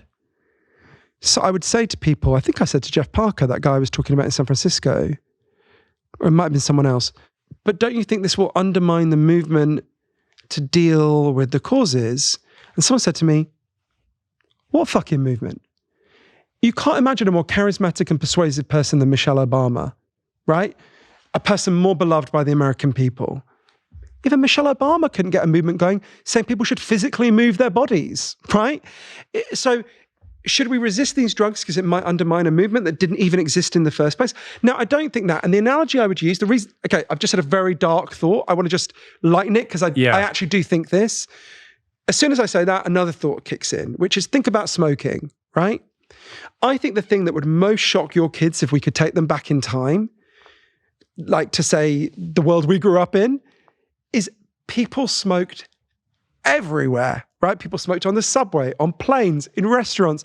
I remember the doctor used to smoke while he was examining you. I think I might have said this to you on a previous occasion, but there's a photo of me and my mother where she's breastfeeding me when I'm a baby, smoking and resting the ashtray on my stomach. And when I discovered this photo a few years ago, I showed it to her. I thought she'd feel guilty. She said, "You were a fucking difficult baby. I needed that cigarette," right? So that has been completely transformed, right? Okay, we've got issues with vaping. I'm not dismissing that. But we've gone from, I think the figure in 1987 was something like more than half of Americans and British people have been smokers. And now it's something like 12%. Britain has actually just begun outlawing smoking for basically no one born after I think 2006 will ever be legally allowed to buy cigarettes. Whatever you think of that, we've had a massive transformation in smoking in a very short period of time. I don't think we would have realistically thought that was possible in 2007. Sure, but if there was a drug that you could take that curbed your craving to smoke just a little bit, so you only smoked 1 pack of cigarettes a day instead of 2, it's an interesting counterfactual. How would that have impacted this whole movement? It's a really interesting question. It's a really interesting thing to think through. And when you laid out like the 3 most likely outcomes for this drug, the third one being, the genie who grants you your wish, but the wish doesn't pan out in the way you imagined.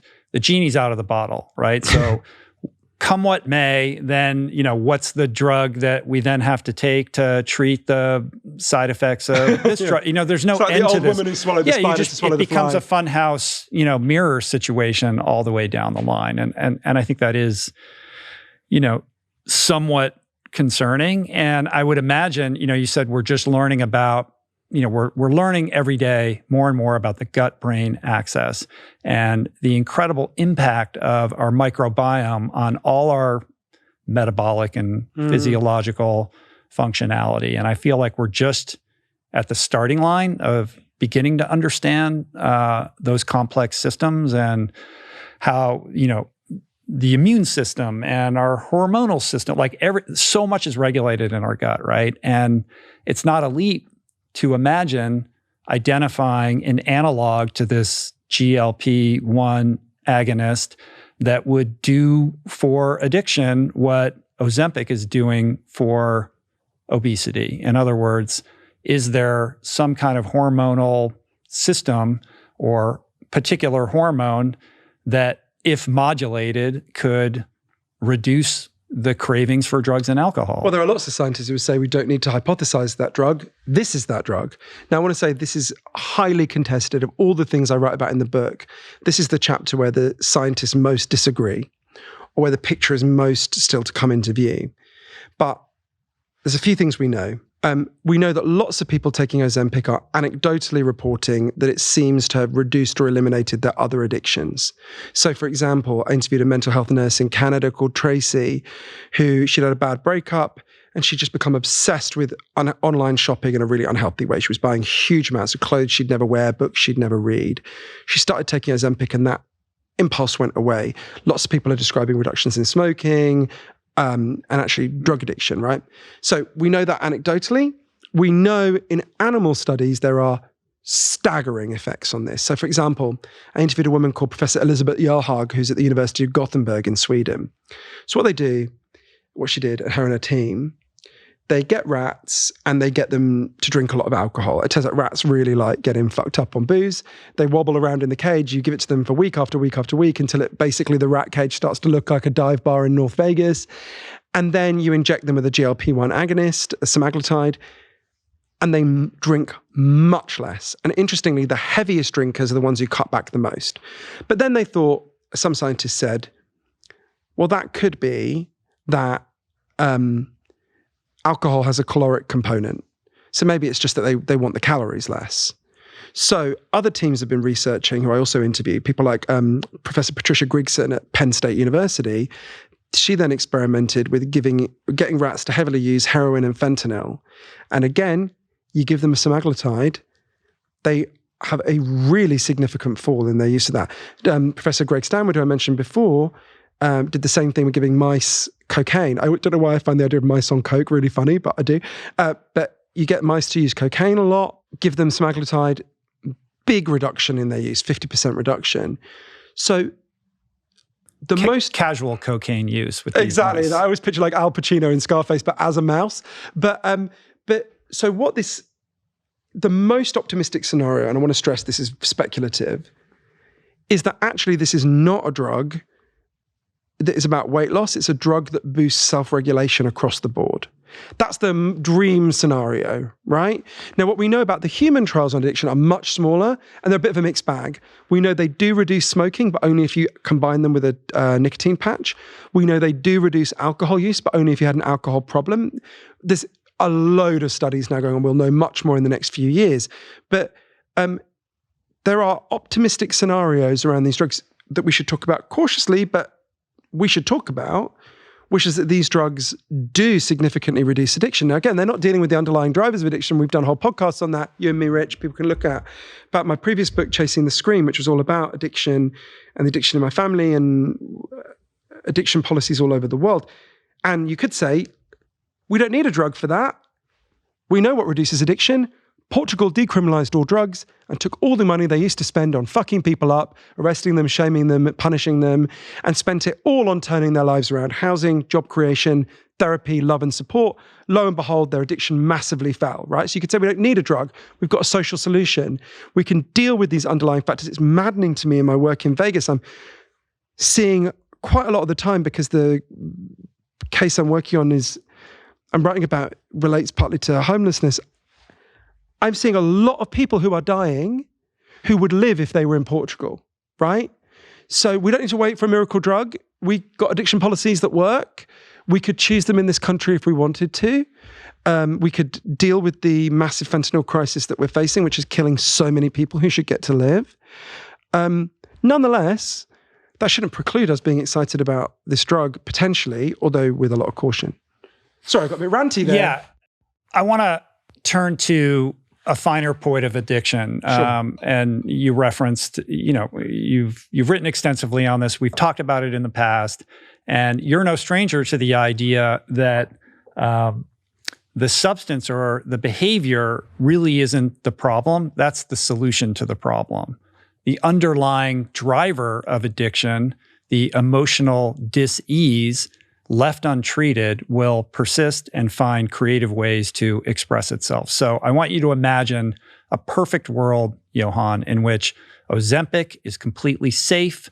You're able to regulate your food intake, and all the heroin addicts in the world can take it, and suddenly they have zero craving for drugs and alcohol. It solves addiction. It solves alcoholism. Everybody is able to suddenly and miraculously self-regulate without any downside, right? Is this not just another way of putting blinders on that is a vehicle for continuing to separate ourselves from ourselves. Like, I'm someone who subscribes to the idea that we're here to grow and we're here to evolve, and the obstacles that are thrown in our path are meant to be faced with curiosity and as an opportunity to like learn something about yourself and evolve, right? So if you're dealing with food issues, if you're dealing with substance issues or other behavioral issues, or you have a childhood trauma, like when you behave in a certain way that is not in your best interest, that is your moment to kind of dive in and try to understand what's triggering that behavior. And that is the opportunity to grow and evolve. And if we just have pharma to throw up a shade to tell you everything's fine, we never take advantage of that opportunity to look inward and evolve and grow. And we will live out the rest of our lives with these, unresolved emotional dilemmas or triggers or stories we tell ourselves about who we are that are going to impulse our behavior and our decision-making and our thoughts and every interaction that we have. And they will persist in being unaddressed because we've muted the most deleterious kind of indicia of those, right? They'll find other ways to manifest, I'm sure. But from a macro, like 10,000 foot view, like, is this what humanity actually needs? Or is it separating us from our inherent divinity? So I think there's a huge amount of wisdom in your question. I want to just think through some of the things you said. So with the caveat that I don't think that scenario will happen, but just so no one misunderstands me, that it was as miraculous as you described. But let's imagine for a thought experiment that it was, right? So the reason why I suspect you're right, but I want to just give a bit of friction. So let's imagine the scenario, for example, that it just solved the problem of addiction, right? That you could give it to people who are taking heroin or fentanyl and they would never take heroin or fentanyl again. There's a beat in your argument that I don't think would then happen. So I do not think that if we could do that, if we could just switch off the addictive behavior, they would then experience emotional muting. I think what would happen is the underlying problem that they were trying to deal with through heroin and fentanyl, inescapable. Yeah, would then come to the surface. Or right? you would find another way to medicate yourself. Exactly. So I don't think it would produce emotional muting. I think it would produce, in the best case scenario, it would bring the emotions to the surface where they could be dealt with. In the worst case scenario, it would find other outlets. So I don't think it produces. I think there's a beat in your argument that's totally right, and there's a beat in your argument which I suspect, and I'm spitballing here, so I could be wrong, is not quite right. So the implication is that it's almost like the drug Soma in Brave New World, the Aldous Huxley novel from the 1920s, which is basically, it just sort of tranquilizes everyone. Mm-hmm. I don't think taking away our dysfunctional behaviors tranquilizes us. I think it surfaces the problem. Now, that can be a disaster. Think about bariatric surgery. We were talking about the benefits of bariatric surgery. If you have bariatric surgery, your suicide rate quadruples afterwards, almost quadruples, right? It seems really weird. Why would that be? It's still quite a low risk. Most people are glad they had it. But I suspect what's happening is, and bear in mind, if you have bariatric surgery, you were severely obese. You can't tranquilize yourself with food anymore. Probably, for some of them, you've told yourself all your life, if only I was thin, my life would be great. And then you're thinner and your husband's still an asshole and you've still got a job you hate. So all sorts of emotional things are surfaced there. So I don't think it would switch. I think the underlying premise of what you're saying is one that actually is and we've talked about this before, and I know we agree on this, is at the absolute core of my book, Lost Connections, which was about depression, which is you need your pain. You need your nausea, right? Those are not malfunctions, they are signals. They are telling us something. We need to listen to and honor those signals because, in fact, it is through listening to your signals that you understand yourself and grow. And if we could somehow surgically amputate them, like with the drug Soma, that would leave you temporarily relieved, but ultimately diminished. Right. So perhaps you're suggesting that this might expedite that growth curve because you can no longer run and hide from those uncomfortable emotions through your favorite distraction, right? That they're going to percolate up and confront you in a more acute way, that it's either going to break you or lead you on a path towards some version of wholeness. By articulating my underlying premise, you've made me doubt it. You articulated it very well. Because I think that would happen with some people, right? I think there would be some people, look, we know loads of people in recovery, right? There are some people who stop, who grow in the most incredible ways. I think about two of the people I most admire in the whole world, who you should definitely have on your podcast, Rob Banghart and Paul Vautrinot. So Rob and Paul used to live in the tunnels underneath Las Vegas. As people probably know, there's many homeless people who live there. And Rob was known as Hobo Santa. He used to steal things and give them out. And he was a kind of low-level dealer for many years. And one day, Rob was attacked by a rival group of drug dealers. They thought he was sort of infringing on their part of the tunnels. They hit him in the head with an axe. They broke his skull open. They dragged him over to the train tracks, and the train was meant to run him over, but fortunately someone saw him just before and he was rescued. He spent 9 months in hospital. He never went back to his addiction. He went into recovery. He now runs with Paul, another incredible human being, a charity called Shine a Light. I really urge people to donate to them. That every day they go back into the tunnels. They help the people who live there. They give them supplies. They help them get out. One of the most moving, and they're very close friends of mine, and one of the most moving experiences in my whole life was someone who used to live in Rob's tunnel with him. A guy called Pickett died. He OD'd in the tunnel. And me and Rob went there. All of Pickett's stuff was still there. And Rob bumped into a woman he knew. I'd never met her before. And she obviously loved Pickett as well. And they were talking about her and kind of commiserating. And whenever Rob goes into the tunnels, they help people get out if they want to go to rehab. But he also just brings supplies like tampons and, water and flashlights and so on. And he said to this woman, "Oh, who's in the tunnel over there? I've got some supplies." And she said, "Oh, you don't want to go there." And he said, "Why?" And she named them. And he said, "Oh, I'll go. It's okay." And she said, "No, I don't." And he went and he came back. And it was only much later, a few days later, when I listened to the audio, I said to Rob, "Oh, why did she tell you not to go into that tunnel? Who was it?" And he said, "Oh, those are the people who tried to kill me." And I said, "But Rob, why did you help them?" And he said, "Because they're human beings. They fucked up. I've fucked up plenty of times. Everyone needs help." And I think about Rob and Paul, who set such a high moral bar. And that growth, you're absolutely right, that growth that they have experienced to make them literally the most admirable people I know, came from this deep pain, right? You know that line that Rumi, the great Persian poet, said, "The wound is where the light enters you." I'm sure that was somewhere in Leonard Cohen's heart when he wrote, "There's a crack in everything, it's how the light gets in." So we absolutely do not want to take away people's pain. That would be taking away their growth.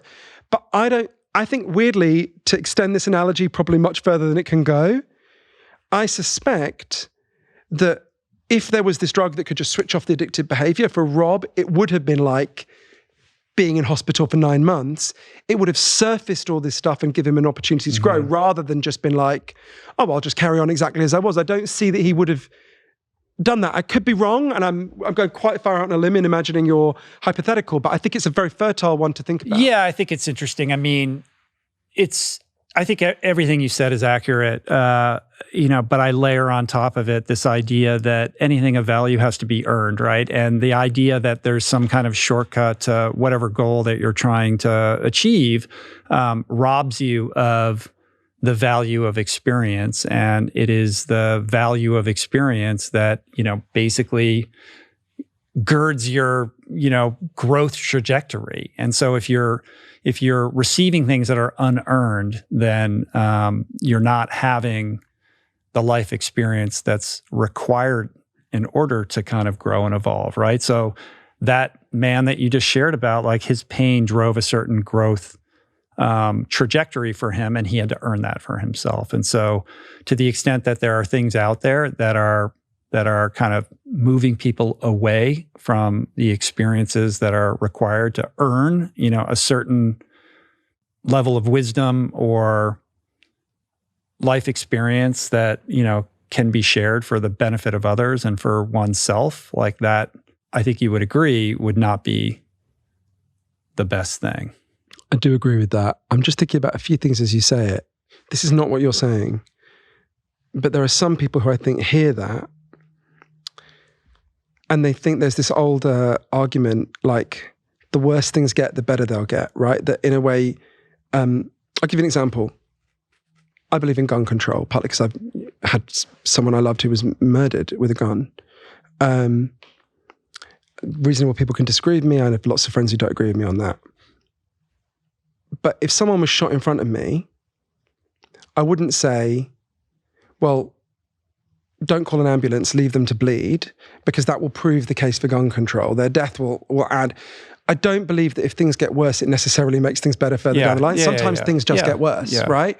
So I don't think, again, I know this is not what you're saying, but I don't think saying to, say, Jeff Parker, that guy in San Francisco, well, you should just die of your obesity and not take this drug, and that will prove the terrible harms that obesity causes and the processed food industry causes, and then we'll use that to fight for change, right? I don't think you can say to people, I think the fact that suffering can lead to growth. Or you need to face your suffering and exactly. I don't think we can say that to him. Of course. I understand. I think there's such an important insight in what you're saying, and I've said it to other people. Yeah. I think it can be taken too far, and I don't think the boundary for saying it is easy, right? I think it's a very hard, but I also think there's another thing that might be playing out in how you're thinking about this, just because you live in this culture. I think it plays out for almost everyone. It's an implicit thing. And I think it would be less in you because you're a very loving and non-judgmental person than it is in a lot of people. But I think it's worth thinking about. So when I was taking the drug at first, for quite a long time, I felt like I was doing something immoral. Yeah, this was exactly where my head was going. Our intuition is telling us, like, if this is all it's cracked up to be, Ozempic, then why should we be embarrassed or guilty or ashamed and afraid to, like, tell our friends that this is what we're doing, right? Yeah, exactly. Like, there's something about it, and it's loaded culturally, obviously, because it is considered, oh, you're cheating, you're not doing it the right way. In the same way, an athlete on performance-enhancing drugs, would be considered. Exactly. I really wanted to crack this, understand this for my book Magic Pill, because I could feel it about myself, right? I could feel me criticizing myself on these grounds. I was thinking, that's kind of weird because, so like I mentioned before, one of my best friends takes statins. I've never looked at him and thought, you fucking cheat, getting ahead of me on cholesterol. It's like that thought's never crossed my mind. I think you'd think I was kind of crazy if I thought that. And I think to understand these attitudes, it really helps to think about, I looked a lot at the history of how we think about obesity, right? So if you look at in the 6th century, the Pope Gregory I, formulated for the first time, or put in writing for the first time, the 7 deadly sins, right? And one of them is gluttony. And it's always depicted as, a very fat person pigging out, right? It's very deep in our culture, the idea that obesity is a sin. And one of the ways you can see that is what the only forms of weight loss we admire are ones that follow the classic pattern of, you got to go to hell, you got to earn your place back, and then we forgive you. Think about that game show, The World's Biggest Loser, right? Okay, this is a very cruel example of that, but people who haven't seen it, please don't watch it. It's fucking vile, but it's a game show where you get very severely obese people and get them to take part in actually what are very dangerous exercise regimes, people of their weight, very extreme exercise regimes, really starve themselves, and then the biggest loser is the winner, right? Mm-hmm. We admire them. It's like, you were a sinner, we watched you go through hell, we saw your suffering, you cried. Well, because gluttony is considered a moral failure or a character defect. And you can see why that evolved over a long period of time. Almost all humans before us have lived in situations of food scarcity. If you were a glutton, you were fucking over everyone else in the group, right? So it's not hard to see why it makes perfect sense to have a taboo around gluttony. I'm not saying, by the way, that obese people are gluttons, but you see the point I'm making. So I think we have these very deep ideas about sin, but there's an even deeper one, which is about cheating, right? Why did I feel like I was cheating? In this environment, it's very hard to not be overweight or obese for all the reasons we've talked about. So even the people who are not overweight or obese are often making quite big sacrifices to not be obese. They're going hungry, they're, doing lots of onerous things. And I can well understand that they look at me and think, I must look to them like Lance Armstrong looks to a cyclist, right? Well, I put in all this effort to get this, and you motherfucker, you just inject yourself once a week and you get it. So I can see where it comes from. But the way I began to think of it is, firstly, I don't think we're sinners. I think that's a outdated way of thinking, although I understand where it comes from and we should acknowledge it exists in all of us pretty much. But when it comes to cheating, that comes from the belief that we're in a race. And I actually think we are in a race, but it's not me against you, against your neighbor who's on Manjaro or whatever. The race is between the forces that are making all of us, almost all of us, heavier than we should be, and us, right? Now, we can deal with those forces together, right? But if you reframe it that way, look, we can turn this, definitely not doing this, and I really appreciate this whole conversation. We can turn this into a toxic argument if we want to, right? Every fucking argument we have in this culture turns toxic pretty quickly, partly because it's happening through social media, which is, driven by algorithms that reward people for being angry and hateful, like we talked about for my previous book, Stolen Focus. Well, this can be another argument that's toxic if we want. We can tear each other down. But I think if we remain stuck in these old stories about sin, about cheating, about anger, it blocks us from the much more sensible conversation, which is the one we've been having, which is, what are the benefits and risks here? What does this mean for our society? But we can't think clearly about any of those things if we're trapped in this bitter, rage-filled conversation, which is not to say there aren't things to be angry about. People who can't afford it, people are angry about some of the risks, they're not wrong. I agree with them on many of the things they're angry about, but we've got to have a better conversation than that. And I actually think you've kind of been modeling that. I mean, it's not a binary thing, obviously. And I have mixed feelings about the whole thing. Like, yes, we live in an environment where all the incentives and all of the industrial structures are driving us towards these unhealthy choices. But I recoil from the idea that we have to be victims of that we lack agency. And to the extent that the discourse around a drug like this is that we are powerless, like I don't like that aspect of it. We do have a responsibility to ourselves, to honor ourselves, to make better choices. If the house is on fire, I can understand the appropriateness of this, but then it becomes incumbent upon the individual to shoulder responsibility for their own choices going forward. And that's my hope for you. Like, I don't want you going to KFC occasionally because you can get away with it. I want you to, like I said at the outset, to like really honor yourself in this moment, to learn better habits for yourself and to begin to master those so you can be around for a long time, And I think you are having this opportunity.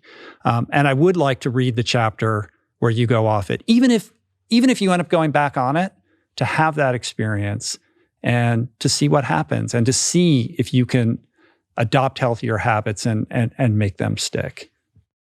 Yeah. I'm going to think about what you said. You take up that challenge? It's funny, as you said that, the thought I had in my head was, what's the quote from the American Revolution? They'll have to take the fried chicken drumstick from my cold, dead hands. Right. I had so this very to the extent that you're going to keep, jabbing your leg so that you can go to KFC once in a while, this is what I meant by like the blinder, that's preventing you from the growth that is within your grasp. I think you're definitely right. And I think we don't want to make the perfect the enemy of the good. If the choice is eating a KFC bucket every day and going to KFC once a week, take the once a week option. But you can do better. Yeah, no, you're right. You're being a good friend and you're urging me to do the right thing. You're definitely right. And it has, and I did do better in Jamaica. And you're right. Because you were in an environment that was more conducive to healthy choices. So how can you be a better curator of the environments that that you find yourself in? And that's you're in West Hollywood right now. There's an Erewhon right down the street. I know. You got cash in your pocket. You don't have to go to KFC. You're right. I'm going to literally go to Erewhon for lunch today. You've inspired me. You have an incredible knack for writing books that just are of the moment, like super zeitgeisty. And books take a long time, right? But you have this knack, this uncanny like acumen to like deliver a book that speaks to, something that we're all thinking about or is, just very kind of current with something that's happening in the culture. And you've done it again with this book. I don't know how you figure that stuff out, like years in advance. I know this, book that you're writing, this crime book in Las Vegas is taking you a minute. Maybe that's a different kind of book. Yeah, definitely. But true crime is definitely a thing. I don't have to tell you that. So hopefully we can expect that book soon. But congrats on the book. I think it's really, and I appreciate that you're not bringing a binary, kind of perspective to this, that it is nuanced. And, once again, you've put yourself in the narrative as a protagonist, but in this one, more so than any other, in a more vulnerable way. And I think it's cool. And I think this is a conversation that we need to be having, and we need to continue to have as we learn more. Oh, I really enjoyed this, Rich. Thank you so much. Yeah, thanks, man. So, Magic Pill, pick it up everywhere. Should we hold up the cover? Yeah, we can do. Publishers tasing me if we don't hold it up. Come on, you're such I'm shameless. shameless promoter. I know. Are you? Well, you work like a motherfucker on a book. You want people to read it. I meant to say people can get the audio book, the ebook, physical book. They always tell me to say you can get it from all good bookstores, but the truth is you can get it from shitty bookstores as well. We don't have like a quality test, but the website. Get it from your favorite shitty bookstore. Exactly. Yeah. Seek out the worst fucking dive. The one next to the KFC in Las Vegas.